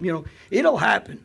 Which maybe it hasn't happened yet, but it'll happen. He'll pick on the wrong kid or your Exactly. stepson's going to be with somebody. Right, right. And, You will have a group behind him to The back him armor up. catches that'll up be to it. everybody. I believe that. I do. So. I said that earlier. Groups are secure The worst. because there's groups. Right. If you're really secure with yourself, or you're really whatever you are, Yeah. whatever your position in life is, whether you're a secretary, if you're secure with the way you do your work, you don't need 10 other secretaries to tell you you're doing a good job. People are usually individual. People are have the same wants, the same needs, and are good people. You put them in a group, they become idiots. Yeah. It's like they get brave and That's, idiots. that's what's happening now in this whole new era. Back in the day, if somebody bullied you, all right, you never really wanted to go at him first. First you tried talking, and then you finally. Yeah. If he hits you, then you hit him back. Beat the That's crap it. out of each other. Now, if you bully someone, the parent calls 10 other parents and 20 other parents and 40 other parents. Now you have 1,000 protesters outside your house with signs. Yeah, You know, yeah. your you kids- know. I this is mean, what's- This listen. is what's happened. Everybody. You can sell a lot of calzones there, though. A lot of. We got to book that next time. It'll take at least an hour. At least an hour. It was a reality check, like to your point. Back then, when we were growing up. Okay, yeah, you got bullied, like you were saying, Carlos. You dealt with it. You got smacked. You woke up. You smelled the coffee, or you didn't. Right. One or the But other. that was the end of it. It wasn't an ongoing I thing. don't drink He didn't coffee. run to the principal. He didn't Okay, run so- to his mother. Johnny was stronger than me. He smacked me, and that's it. It was done. I had a story about my sister. This little boy was always pulling her hair in her class, always, and she was getting upset. Pigtails? Pigtails. So Inkwell. she told me the little kid's pulling my hair, blah blah. One day he actually cut her braid. Oh, that's a little no. So now It's a I little took extreme. after my father's side of the family. So I went up to the kid, and because I worked for the dean, so I asked for the child. He came out thinking he was walking to the dean, but he was walking with me. It was a boy, and I punched him. I go, "This is from me, and this is from my father. I need him in the nuts." But the kid came back. That's and a different found me. braid. The kid found me the next day, looked for me, and he says, "You know who my family is? My family killed Yusuf Hawkins. I'm going to get you. I'm going to come to school with brass knuckles." But because he said that so loud, and everybody heard it, and I was a girl, Right. he became made fun of for the rest of the 3 years of junior high Right. school. Yeah. Like, but he was so proud that his cousin killed It's the Yusuf. classic Why, he think he can do example of anything he the. wants. You know what I'm It saying? reminds me of the cartoon where the guy hides behind the bully and goes, "He did it," because they're hiding behind the, you know. Yeah. Harvey is a funny name, he said. Jackie Gleason, honey. but Harvey. I know. Come on out, Harv. He says he's going to bang you like a waiting on pretzel. ya. He's going to bang you like a pretzel, he said. What's all this talk? And the Jewish kid in me never got in any fights. It was all about laughter. They used to No, They get a few I didn't have bucks. to You worry go fight. about that. It was all about sports and fun. That's all. Yeah. That was my life. The toughest fight Artie got is they threw matzo brie at each other. I'm telling you. And I didn't even duck. I was just saying, I want more. I want more. You're like a dolphin. So I want to talk to Nick for a few minutes because Nick is an old friend of mine. We met through Uncle Frank DiMatteo, who's an author himself, a really nice guy, and he's the creator of Mob Candy magazine. Nick, you were the editor or the Editor, yeah. editor, and a really great magazine, and I always was a big supporter of it. I love the cover, And too. so Not Nick, around you were anymore, but thank you. yeah Really? No? No, he stopped it a while ago. Oh, Yeah. okay. Yeah. I remember he was having so many problems with it, but so many people loved it. But I'm sorry to see that it went. But And Uncle Nino actually said you were trying to reach out to him. I might have. Yeah. He's on now. So Nick, besides doing the journalism, and you got a book out. It came out last Sunday. You said No, Destinies. it came out a year ago I self-published it in Okay. the beginning. But then a London company saw it that I met at BookCon about a year ago, liked it, and they republished it, and it's coming out Sunday. Oh, cool. This London company is also in New York. They're pretty big.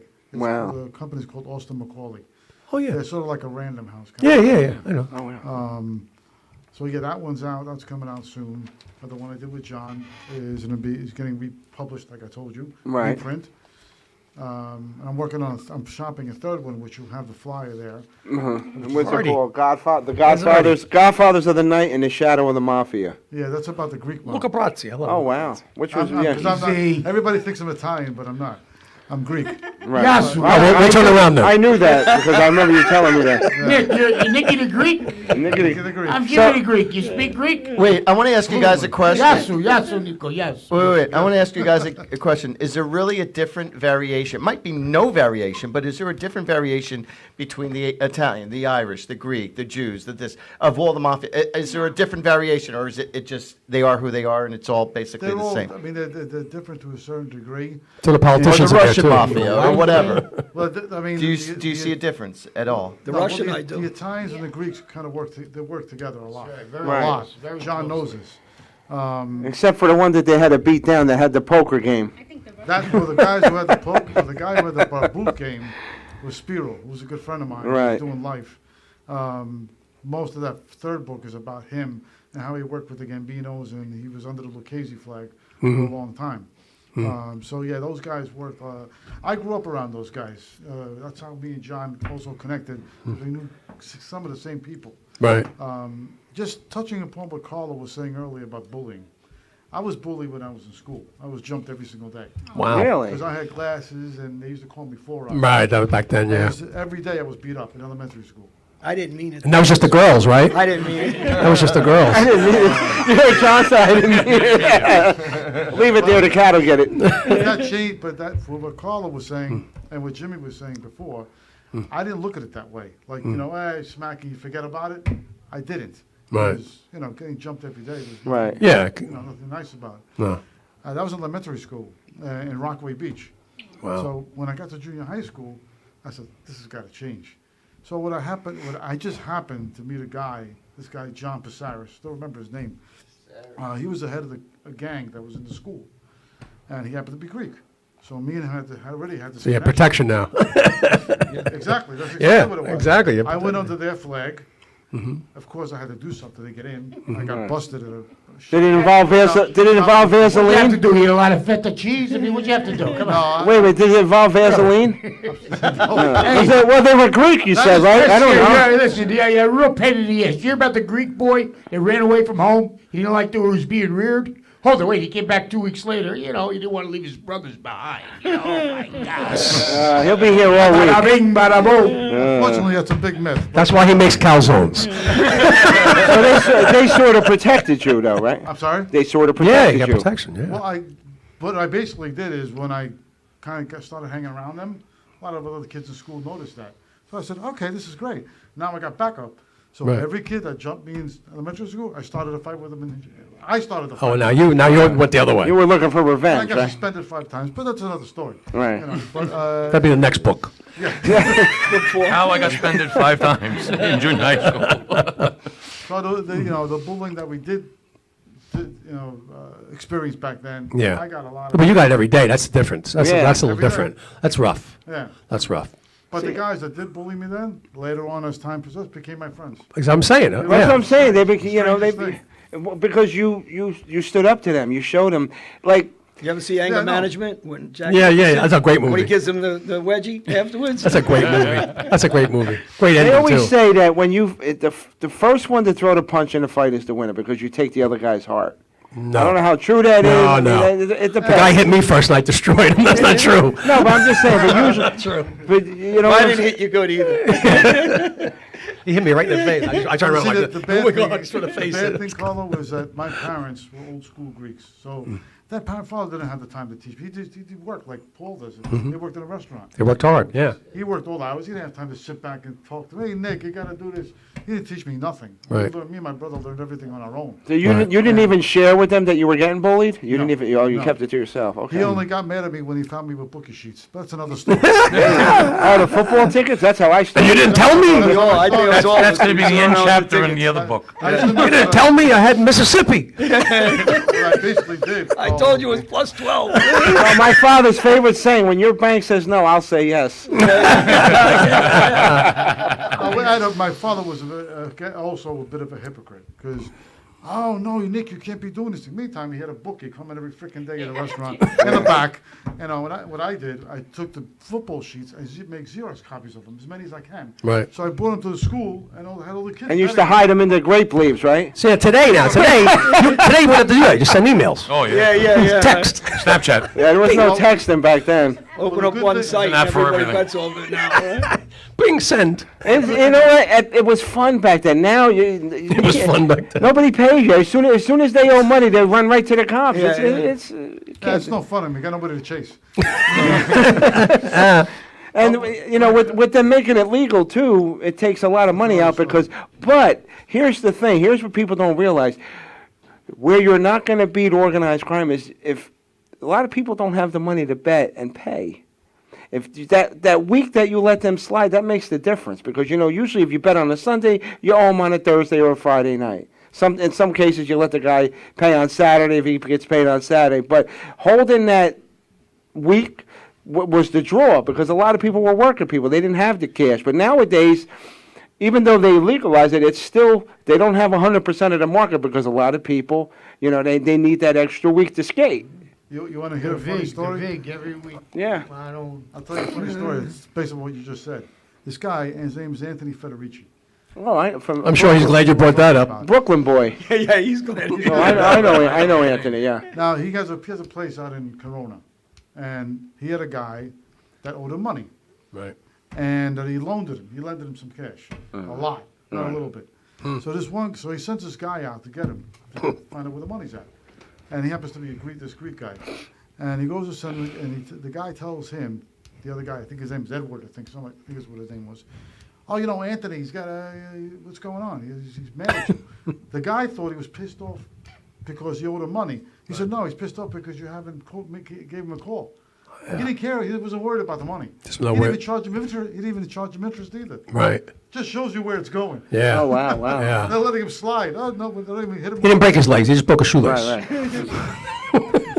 You know what? I just thought of something. We had, speaking of names in the past, we had with the first Recently. radio I started years ago. I'm no longer affiliated with them for reasons I'm not going to get into. But we had Linda Melito on. Oh, really? And she was nice, but I couldn't get her off the phone. I couldn't. She was a yacht-year-old and a half. Let me tell you. She spilled her guts. She was. You gotta say the call dropped. It's different now. You can drop calls. Just hang up. She was. So we have a bad connection. She was a good interview, but she was a sandwich short of a picnic. Let me tell you. You didn't have nothing to do with Louis, Louis, did you? no. Okay. I mean, I used to see him all the time. I had no business with him. But so Nick, tell us what Destinies is about. What's the story about? It's the main character is a woman, and she kind of gets involved with the mob indirectly. She's she meets a guy by accident. She plays a good Samaritan, and unfortunately she finds out later on who he really is. So obviously the guy's boss tells him, "Listen, you got to get to this woman," so she doesn't open her mouth.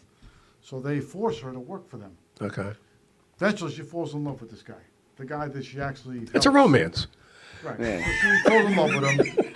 But Until chapter 4. I'm going to cut it really short. She falls in love with the guy. Unfortunately, she dies in a car wreck. They have a son at this time. Okay. The guy, the boy, the No guy. one's reading the book now. You just gave him the ending. No, he's not giving the ending. That's It's all not right. the ending. It's not the ending. That's all right. The guy, the main character, Santo, her husband, was at this time when she passes away. He's a boss. He can't raise a kid on his own. Right. So he thought the best way, because he promised her he'll never get his son in his life. Right. Like we were talking about. Right, before. right. So he has his son could be adopted by a well-to-do family. The son has no idea who his father is. Oh, okay. He eventually becomes an assistant DA.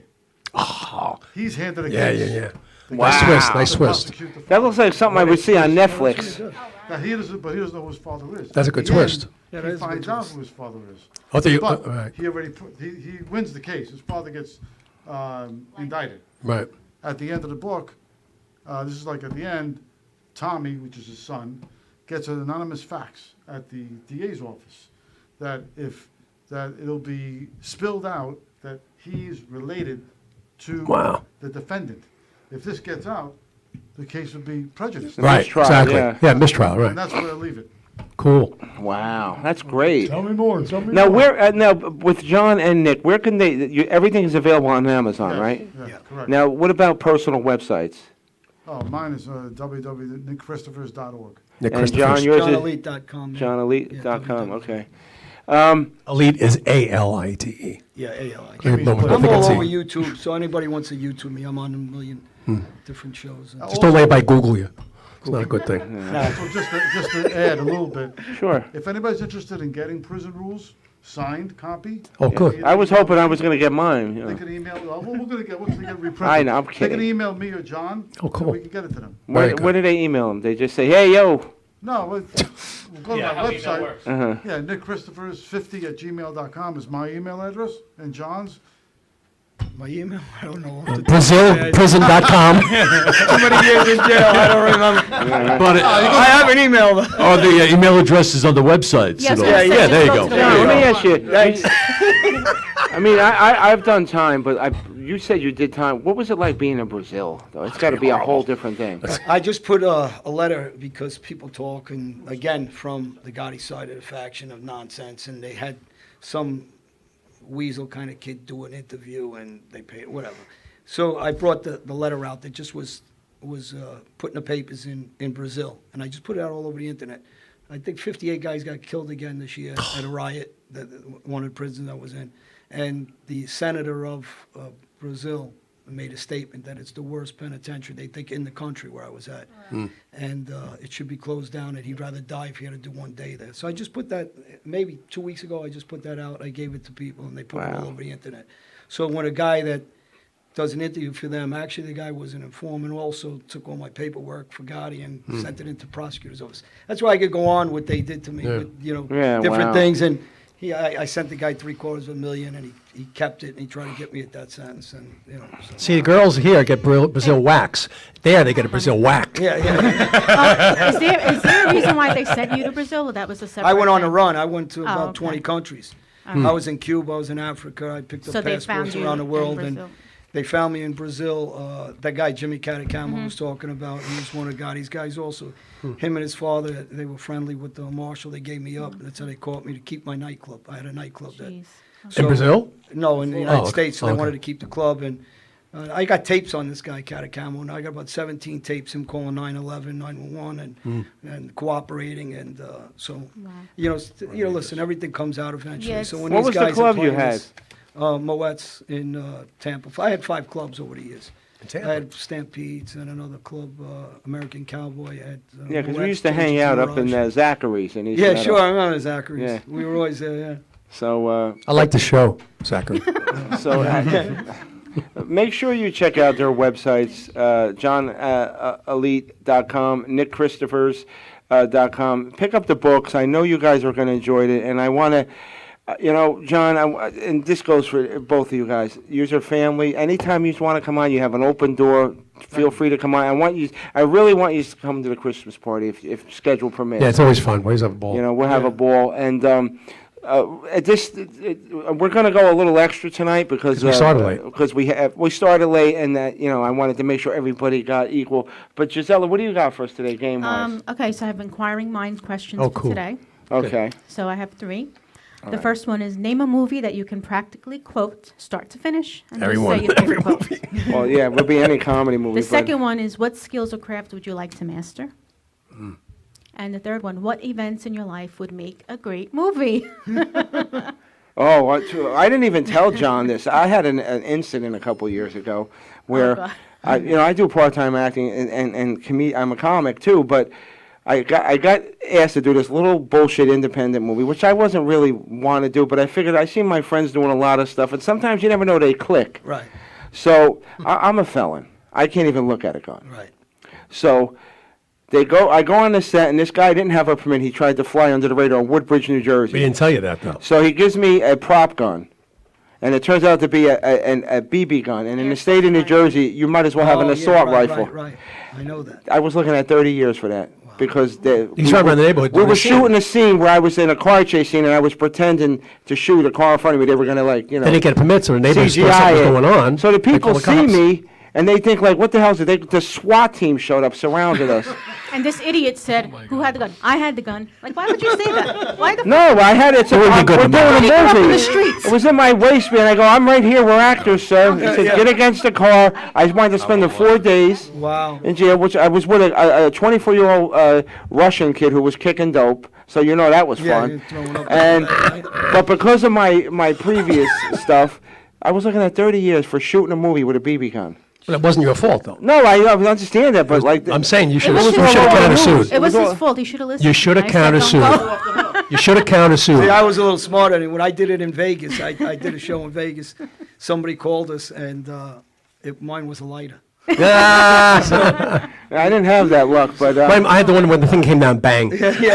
how I got I wound up getting probation, but I Yeah, but you should've got sued a him. lawyer who wanted to represent me pro bono, and everybody knew on the face this was bullshit. Yeah, right. Even the judge said it. This isn't But no. they used you as an You want to example. give this kid 30 years? He goes, this is knuckleheaded behavior, which I didn't agree with, but Should have sued him. No, it really wasn't. It was acting. I mean, Yeah, you like, don't what do know you mean anything. knuckle- I It mean- wasn't used like if it was knucklehead behavior. If you walk around the street with It was the producer's fault for not getting a permit. He's the one that should have and been going to jail. when the cop showed up, I he- think we should get the producer. He's right. yeah, we got Yeah. he's in Let's Staten get Island. him. I'll give you his address, but Joseph Anthony. No. What are you making, calzones? a guy, Robert De Niro doesn't show up on the set and ask if you got the permits. He Yeah, just, right, that's right. not his job as a guy. He's there to work. You should have and leave. countersued. You probably still can. Statute of limitations The probably still guy's good. got no money. He didn't Not even, him. He couldn't The even. township for arresting you. can't. Yes, you can. The township for pressing charges, making you take a parole that you shouldn't have had to take. But I left Probation, I mean. But I did I made them put on the record a civil reservation so I could sue. Right. You should. The kid's got no money. He couldn't even bring Not coffee him. to the set. Don't sue him. Sue the people What's that the arrested guy, you. Put you down. Put He you had to do away. it. He's one of those Kickstarter dudes. We had to, so it was. You couldn't work out of state for a long time. Yeah, well, You, I couldn't leave the state because I was on bail. That's what I'm saying. They killed you your know? you killed your money making thing.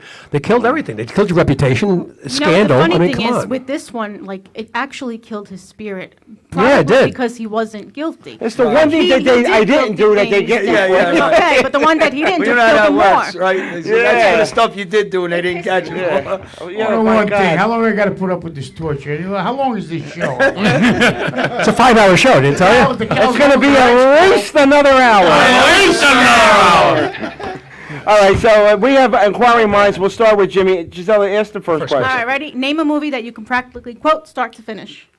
That I can quote start to finish. Yes. It's got to be Jackie Gleason, The Honeymooners. With That's the a TV show. stars, Okay. Art Carney. That's a TV show. Audrey Meadows. And That's not Jimmy. That's not a movie. That's a TV show. Hang out with us. It's a movie. It's a show. Mike, what about you? Bang, zoom. Probably my cousin Vinny. Oh, that's We were quoting that on the way here. Yeah. I love that movie. We were quoting that on the way here. The ladies and gentlemen of the jury. There's a lot. He had that, Lord. Every Godfather but number 3, I never liked it. What is it there? Every Godfather but number 3, I didn't like the third one. But I They probably gave that a could quote number raw 3, too. deal. I thought it was all right. I liked it. For me, Easy Money. Yeah. Oh, Easy Money, yeah. For me, Arthur. Arthur. Not just because it's my name, but. Yo, Hooker, I thought I was just doing great with you. That's right. I thought I was just doing wonderful with you. This is Princess Gloria. I love the media. There's so many movies that I can quote, but Every comedy movie we get. probably Animal House because that was my favorite. She gets so mad because we're watching TV and I'll say the line before the guy says. She goes, "Oh my God, stop already." You want to watch the movie? I don't want to hear you. What about you, Blazing Any Saddles? comedy movie, yeah. Any How about comedy you, movie. Tim? You've been quiet today. Why do you look like President Trump? What the fuck does that mean, you fat bastard? I'm sitting here like a fucking Mutravan because you got the cast of fucking Godfather 4 in here. And now you're breaking my cojones. John, take care of him. Please, because I still owe alimony. I'd rather be dead. Be careful. He carries piano strings. Oh, next, you answer. It's got to be Paul Newman and Cool Hand Luke. I love that movie. Wow. My boy can do 50 odd Yeah, I legs. watched that. It was great. Shaking the tree here, boss. It's the only movie they I had. love that movie. What about you, Nick? I love the car wash I scene. don't know, Goodfellas. Goodfellas? Dave? Oh, that was the best in front of them. Especially those days. Oh my God. Casablanca? Seriously? Wow. All right. My big fat Greek wedding. Oh, that was What do good. you mean you don't eat meat? Okay, I'll give you a lamb. You Have you ever seen you it? have the Windex. Ever seen the comedy movie Let It Ride? Oh, yeah. Oh, I love that movie. All right, what's the Let next it one? All right, what skills or craft would you like to master? That's easy. Bait? Yeah, masturbate. Hey, this is a family Oh, show. Jimmy, we're all pulling for you. Hey, John, escort him out of the building. please. If you're making those calzones by hand, you might as well go out of fucking business, Yeah. man. And it's a cream garlic sauce. What can I tell you? I'm kind of afraid now you said you make those with love. Tim wants to wipe his drapes on him now. But it takes a whole hour. Well, he laughs. That's good. Mike, He what laughs. about you? I don't know. I got to learn how to make calzones a little faster so I can help Paulie over That's a here. good answer. All right. I gotta find somebody to help me to make calzones faster. That's what I just said. All right. Oh my God. All right, Artie. Or Gisela? Giselle. Giselle. Oh my God. I know that line. Master, oh my God. Yes, I want to master. Oh my God. No. What do I want to master? I don't know. Just being. You don't know about the questions. You don't have an answer yet? Making jewelry? No, I'm already mastering. She does master that already. Thank you. Piano. Piano? Piano or drums? Cool. I always Piano wanted and to. drums. You can do both. Once you learn piano, everything's easy after that. What Brain skills do I surgeon. want to master? I don't know. That's a good question. I know what you want to master. What? I'll answer it for you. Uh-oh. Playing the guitar. Yeah, I've always wanted to play the Same. guitar. I mean, It's the really easiest one to well. learn. It's easy to learn. Yeah, Paul. I play about 10 instruments, but I've always wanted to learn how to play lead guitar. I can play all the guitars and all the keyboards. Oh, really? But I can't play. I never There's learned. that big of a difference, Big difference. I never taught myself lead guitar. I'd like to learn that. Tim, Yeah, I guess music is some kind. Let's say guitar. John. Quick and short. Probably golf or Golf, yeah. What'd you say? Golf. Golf. I never played. I mean, I played, but I'm not. Right. You use the golf club. Oh, I haven't golfed in years. I'm Ball, far. bat, pipe. That guy's a par 4. Can't be that difficult at this point. I gave up golf because mine was because I'm lefty, so everything's So am all. I, yeah. It's all. It's And I was a baseball player like you, and I can't get the baseball swing out of me. I know that. That's Can't the get it. problem. Nick, what about you? Making grape leaves? No. Martial arts. Martial arts. My son is a black belt in Taekwondo. That's why. Oh, Cool. Yeah, You should. He can teach you. I'm sorry? He can teach you that. I did it years He's ago. bullying I him now. stopped. Yeah, right. He said, "Give me money, or I'm gonna Right? chop you." You And got your son bullying now. You're gonna have to learn how to. He was actually. Yeah, I part of remember. the I school, remember. And I got him into Yeah. it. Cool. I would like to relearn some of the stuff I did when I was growing up, like Krav Maga I studied, but I lost interest in it. I would like to go back to doing that, though. good to I know didn't that even think of stuff. that. Dave? Finding the winning lottery numbers. Yeah, right. That's a skill. Oh, so you want to be a psychic? That's There you right. go. There is a No, method. but only for that. There is a method to that, though. There is. All right, what's And what events in your life would make a great movie? Shoot. My restaurant. Oh, now There you're you go. masturbating? No, okay. Mike? At the restaurant. The events are about to happen with this calzone. That's going to be a movie for sure. Yeah. Paul? Let's start it back in 1977 on a stormy night. We're 50,000 watt studio. Until now. Was it 1935? Her name was Rosa Coletti. Basically everything. My whole life's a movie. There you Serious. go. All right. But what, it would make a great movie? The best. Absolutely? Okay, awesome. It would be like better than The Godfather. Better. Sorry. Better. to say that. I would say Our Love Story. Yeah, definitely. It's definitely out of the ordinary. Very much so. Obviously, my life as a psychic and medium, I've had so many incredible stories, life-altering situations in people's lives. No, I know you have the book Angels and Answers. Then if but we you could ever- turn it into a are they- musical on top do of they it, you know, it'd be include pretty those cool. stories, or that's a whole different? No, that's actually I'm working on a second book. If you could I'm read in the my process of working mind. on a second book, but I am going to include those stories. That's but it great. really is. I'm It's- sure it's that would be. incredible. There's an interesting question. After all you guys answer this question, I want to ask everyone the question. I want to be a Gisela for a moment. I want to know if you had an actor to play you or an actress to play you, who would play your part? Bozo the Clown.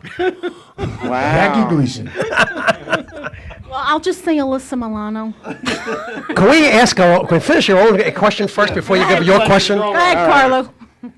What if Well, I- answer the probably question and say who's going to play you. The gun question, the gun stuff. That would have been The a great gun charge? movie. Yeah. Who would play me in a movie?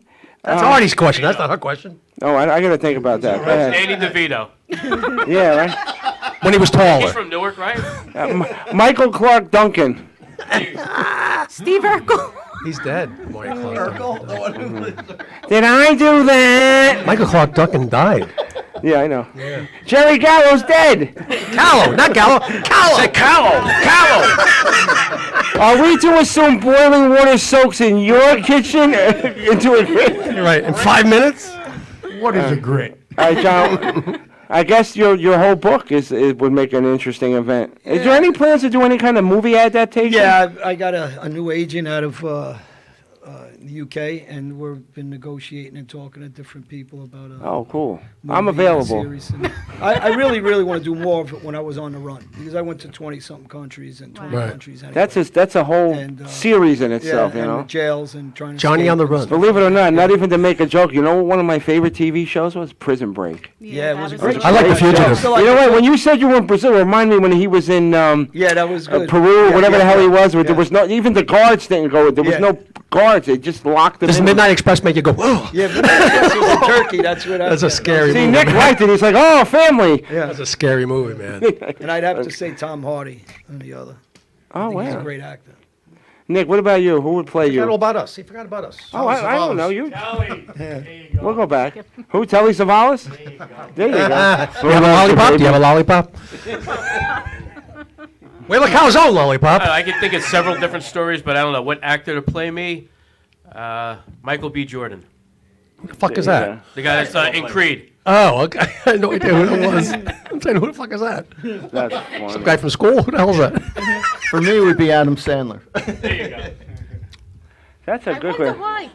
Hey, Nick, this is for you. Wait. Yeah, it's right on top of it. Wait, what happened with you took the iPad off again? What was that, The Sounds of Silence? Oh my God, I know that song. You got to ask Timmy and I. Go ahead, Tim. It's your chance. All right, go Yeah, ahead. Paul. What would you request? What movie? Actor? No, what was it? No, what events in your life would make a great movie? I know him. His alimony. My time in jail and my time in a mental hospital. Oh. His time when he wiped his junk on his drapes. Or, yeah. Yeah. Being on the show does make give you flashbacks to the mental hospital. All right, what's the? Mine would be my whole All right, career so as a you musician and then a comedian. Yeah, how many do you have? I have 10, but I don't have to do. Well, don't look at them. Just There's do the 4. answers on there. Just do 4, and then we got Yeah, I Tim's news, Oh, and then we'll save the rest I for next dropped my week. Or you do half, sorry. and then we'll do the rest next week. All right? Well, let's do his thing first. And then Who, we'll come back Tim? to- Yeah. All right, Tim, you ready? Hell no. He said hell no. Where is my? Thou shalt not bullshit! Hey, Monk, what's up with the iPad? It's not on. He's a monk. He can't All right, while speak they're for a waiting while. for that, here's a liar question. Am I Okay. telling the truth or a lie? Okay. The large but non-venomous bull snake imitates a rattlesnake by hissing a tail. False. By hissing his... I hear something tail. in the headphones. Lie. What's that? I hear that. Huh? You said There's nothing liar, on. liar? Liar, liar, pants on Mike? fire. Lie, you? Lie. You? Lie. You? Lie. You? Lie. Oh, You? no For real. fucking Everybody way. lie on that side? I'm lying? That's real, man. All right, who said real? Timothy E. Timmy got it, baby. Yeah, I It's know. true. Only one who got it right. My second wife was a frickin' snake. You didn't get it. Does she hiss? Have hissy fits? Yeah, you should have heard her ass, man. Hey, Nick, this Nick, Sorry. Nick, I heard you guys nod your head. hold on, Nick. This I is for heard- you. Ready? You like Telly Savalas? Where I'm sending you, baby, everything's on the menu. That's from Cannonball Run 3. That was a great movie. I think so. Two or three. I'm not sure. What? Do them. Do it. Oh, you go. I'm ready. Wait. I'm Oh, ready yeah, for you guys. okay. Sorry. Wait, before you start, what was the website again to order your book so I could put it up out there? On my website? Yeah, like if they wanted to purchase a book, someone just asked me directly, where, do you have the website link Amazon, for that? Amazon.com is the Okay. best place. Yeah, just about everything these days. But they can email me right through the website, through my website or John's. Or email you. Yeah, to get a signed copy. Yeah, Dave got a girl on the website, on the Amazon. You can get a whole family on the website now. She was an Amazon. She was later. Well, there's also, besides prison rules, there's also Gotti's rules, and then there's also another book by John called Darkest Hour, which looks really good. So I definitely recommend you guys picking that up. And everything is on. No, I think you're mispronouncing it. It's Amazon. actually Darkest Whore. Yeah, right. Hors d'oeuvres, but all right. So where are we at now? Tim. It's good. All right, You Tim. guys tell me. Give him the music. Well, I gotta find Da, it. da, da, da. Wait, it's got to give you the Yeah, I know. I know. Oh, I know. Your mother's an animal. Something's not right here today. This is all messed up. How long have you known me? I'm all messed up. Yeah, something's wrong with the. Different engineer, same problems. Go ahead, Tim. Just go. He's a way to fuck out their news. Go ahead. Man gets slap happy with Big Mac. Martin County Sheriff's deputies said 30-year-old Kyle Jamison Jones attacked his live-in girlfriend with a Big Mac when things between them didn't go his way. The three said they said that Jones' girlfriend told deputies that Jones abruptly woke her up at 3 a.m. when he had realized that his girlfriend had taken several bites out of his Big Mac, which was supposed to be his dinner. Jones flew into a rage and began slapping her in the face repeatedly, shouting, "How dare she eat his dinner!" and keep screaming you like, well, I didn't edit this, but keep screaming like your Big Mac. All right, next story. No, and keep screaming you like your Big Mac now. You like your Big Mac now, bitch? See, I had the right word. Whew. The victim said that the attack continued for several minutes as he attempted to pull her hair and kick her down the stairs, and then screamed out, "I'm loving it!" It's a Big Mac thing.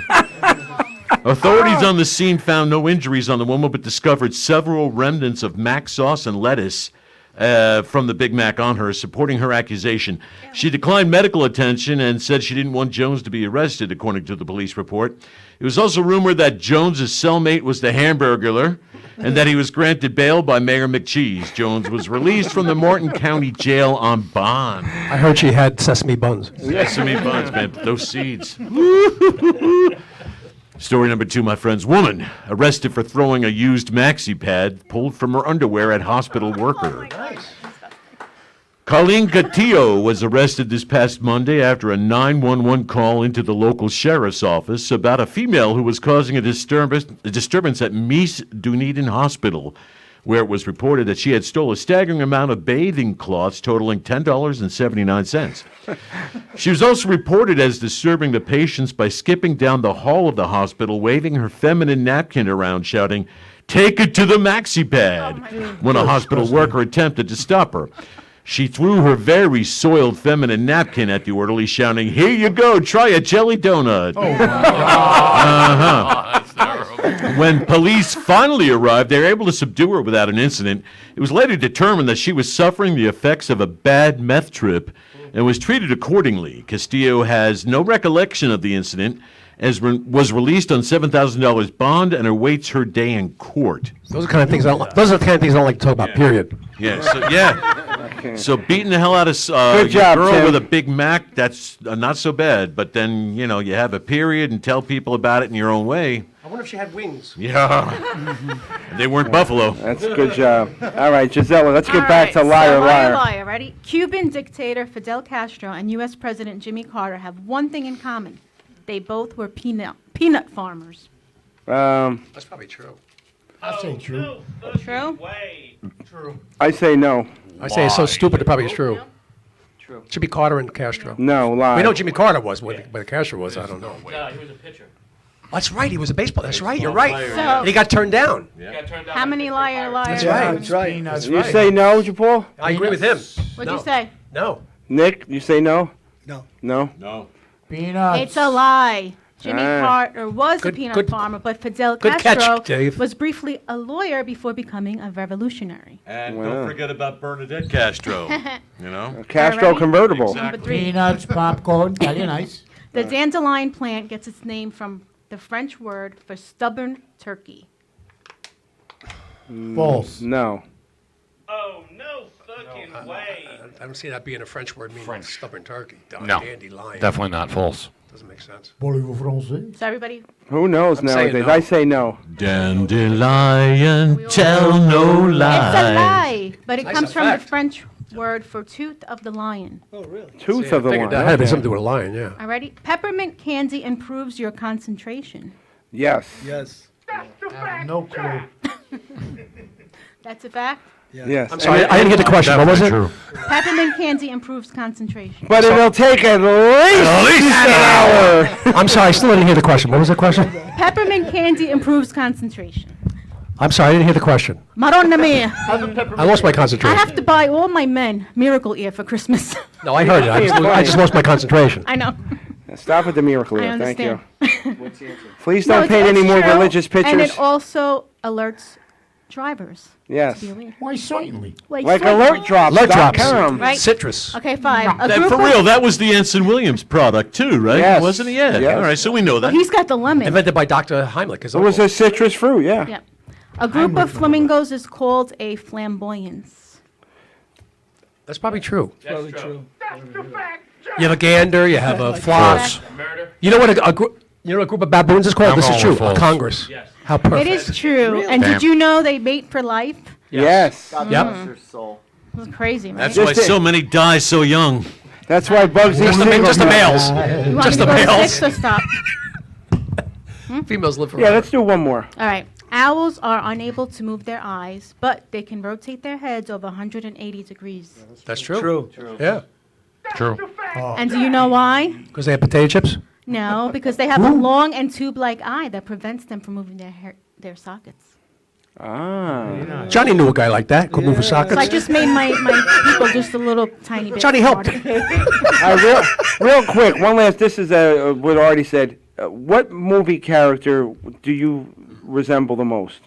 I think it'd be easier for other people to answer for other people. Yeah, really. Ralph And not for Lambert? ourselves. I think it's hard Well, to answer no. for yourself. Not resemble, but who would you emulate as far as the character? Who would you want to play your character? You said. No. Isn't that what he said? She said. No, I'm not Yes, saying he that. said. I He take the said. fifth, I take the Who would you want to play your character, your part? What actor? Steven Seagal. Oh, Jesus. Really? What? No, I'm sorry. You didn't pick a good one there. Elmer Fudd. Really? Steven Seagal is ugly. How about John Wick? I will the one to do it. Be very, very quiet. John I say John Wick. Yeah, in your dreams. Yeah, you'd be surprised. You don't know. I know. You don't know. I've seen you on the road. If you see this guy get a run like Bless that. you. Kill my dog and see what All happens. right, Jimmy. What You have a kind of- dog? Who's going to play your part in a movie? Uncle Pennybags. Bob the Builder. No, I'm kidding. Curly from the Three Stooges. Yosemite Sam. I'm telling you, Yosemite Hey, Sam. You know what he looks like? Paul Senior from Orange County Choppers. I got He that does. too. I get Yeah. that too. He does. That's true. Yeah, he does. Paul, who would you want to play you? Or Oh my God, it's a task impossible for a man. I say for you, Liev Schreiber. There you go. That works for me. The guy that plays Ray Donovan. Oh yeah, that's a good movie. Yeah, I Good love show. that show. That's Oh, very Yeah, that would man. work. Did you see the first episode? I watched The it. Bagger the Bat was the greatest. I love that. My son turned me on to that. Oh, those were the days, John. That would work. What about you? I You already said Marissa answered. Tomei? No, I know. Oh, Alyssa Milano. Say Milano. Alyssa. Alyssa Milano. Yeah, like you Right. blend. How about Alyssa Tomei? Yeah, like they. Artie, how about you? It will be one of two people. It will be either Harvey Firestein? Harvey Firestein. Nathan Lane? No, it would be either Adam Sandler Rodney Dangerfield, there he or is. Ben Stiller. All right, Ben Stiller we'll go with. Paul? No, we're up to you now. I already said Steven Rod Seagal. Stewart. You were kidding? I thought you were kidding. No. I thought you were I kidding was too. hoping you would. All right, Vin Diesel, because that's. That sounds a lot better. Wow. Vin The Diesel's Rock. not- you don't look like Steven Seagal, but I can see Vin Diesel maybe. All right. You know, when I was All right, you're younger, getting a little crazy. when I was younger, they used to mistake me for Junior. Really? Yeah. Sorry to hear. Yeah, yeah, believe me. Your wife doesn't like it either. I had a girl come up to me, swore I was him, and Oh, no way. yeah, and That I. ain't no compliment. And she said, "You're Well, my baby's it, daddy." it was the You're only compliment. child support. It was a compliment for the night. In the morning, I was free. I love you, Mom. Tim, Talk about stroking an ego. Donald Trump. I just want to say I want to wipe my junk on the drapes. Get me again. No, you just then you answer. All right, well, speak the fuck up. Jamie I don't know. I don't think anybody can play you, Paul. I'll go with Artie Hoffman. All right, John. I said before, Tom Hardy. You know who you remind me of? Armand Desante. Yeah, I can see Yeah, that. I can see that. definitely. Without the red It's the hair. heels, though. Just the hair. Nick, how about you? Hey, Armand's actually a good friend of mine. Yes, I He's a know. great He's actor. tight with you and Uncle Frank, right? He Yeah. hasn't done much lately. Is he doing stuff behind the scenes? Or? He's in France, right, or something? Great actor. Episode of SVU 2 years ago. His nephew's a He's a good actor. friend with my brother. Great actor. Great Yeah, actor. yeah. Yeah, great actor. Nick, how about you, Mr. Fields from Abbott and Costello? Yeah. Mr.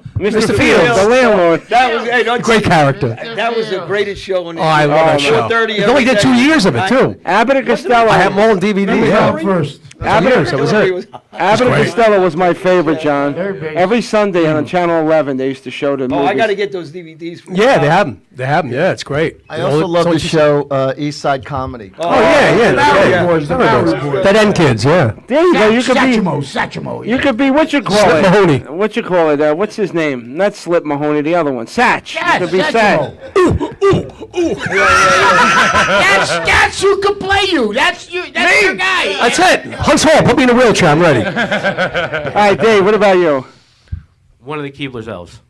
I was gonna say Mike's No. situation. No, Fred Flintstone. Fred Flintstone. I was gonna say one of those brothers from the gas station. Yes. Oh my God, that was so funny. Manny Moe and Jack. Oh boy, we had a great time. There's a gas station by me there. my Two God. twin Elves. midgets work there. I'll never forget that. Paul, what are the words of the week? We only had 2 words tonight. Luminaries Luminaries and misconstrued, which We had- sounds pretty dirty. We had synopsis, but it didn't come from me. No, that's what I'm saying. I can't use it unless it comes from you. All right, so if you want Jimmy's original calzone, Which we're going to have within the hour. you can go an hour. You can go to Jimmy's in Belmar on Ocean Avenue, That's correct. or you can go to La Vita Mia on 1281 Arthur Kill Road in Staten Island. That's also correct. And I want to wish them the best of luck. And you know, you got our blood. You don't ever inbox me asking if you can come in because I'll smack And you. don't forget to follow You just them on automatically Facebook. show up. You smacked me, I call John. Don't forget we're going to be at the San Gennaro Yep. Italian Oh, yeah. Festival. Yes. Yeah, This weekend. In Mercer County, yeah. At Mercer County. Where's it at? West Windsor at the. Mercer County Park, Thank you. West Thank you very much. Windsor. Oh, thank you, thank you. I don't know if you guys have been there before. I have. It's incredible. You're going to be busy. Actually, I know the You're guy that runs definitely it. going to know we're there because we're probably going to be louder than anybody else. I agree. For I good have- Get the reason. love. Come and get the love. Come I and get the actually, love. I actually did a comedy show for the guy that has the Italian American Festival down there, Scarpati. I don't know if you're familiar with him. He runs the whole thing, but he's involved with that. But yeah, definitely buy and check him out this weekend if you're in the area. Just look for the long line. Yep. That's No, if you guys are around the weekend, definitely come down. I heard it's going to be fantastic. Come over, come see us. You know, we'll make you cut the line. Don't worry about it. You won't be waiting at least an hour. We won't just Come make you cut the line. on on over. A piece of dough and you'll be making some calzones. That's Palisades Park. We'll be making a whole lot of calzones. We may put you to work. And just so you guys too, they have rides, they've got live music, they've got an Abbott and Costello imitation act, which is dead on. Really? No way. There's way. an outdoor church service on Sunday. This is big, guys. I heard Tim Eli's going to be there too. I know the girl too. She is a good ride. Yeah. Whenever name is the Abbott and Mercedes, Costello I think. thing When is goes it? on, Who's I the need girl? at least an hour. I'm gonna go watch it. Who's the girl? Snooki? What is Mercedes. she? Her name is Mercedes. Oh, I thought it was It's a smooth Snooki. ride. I thought it was Snooki because it was a tilt-a-whore. She also doubles as the riding bull. And if you go to the Mercer County Festival this weekend, and you, for a slight upcharge, Jimmy will prepare your calzone topless. No, you know back there goes the line. Don't do that. But again, you might have to wait. At least an hour. Just to get the shirt off. John, I hope you had fun. I had a good time. And, like I said, you have an open door. Nick, it was great to see you, even though you Anytime. used to ignore my emails and phone calls, but we won't get into that. Our show is always open. Anybody can come anytime. There's no, you have to be invited. And Nick, anytime. you're not the only one. Yeah. And like I said, I really want to help you get your message out. So if there's anything we could do, you just give us a phone call. I appreciate it. You know. So and I'm glad you're doing that for kids. That's I good. want to thank everybody, especially Otis Day. That was so cool. Thank you, having Otis. that show. Thank you, Otis. But thanks for everybody for coming down. I know we ran long, but we will see you all next week, Yep. right here on the Animal House Radio Show. All right, picture time. Picture time and eating time. Yes. Monk ate all the.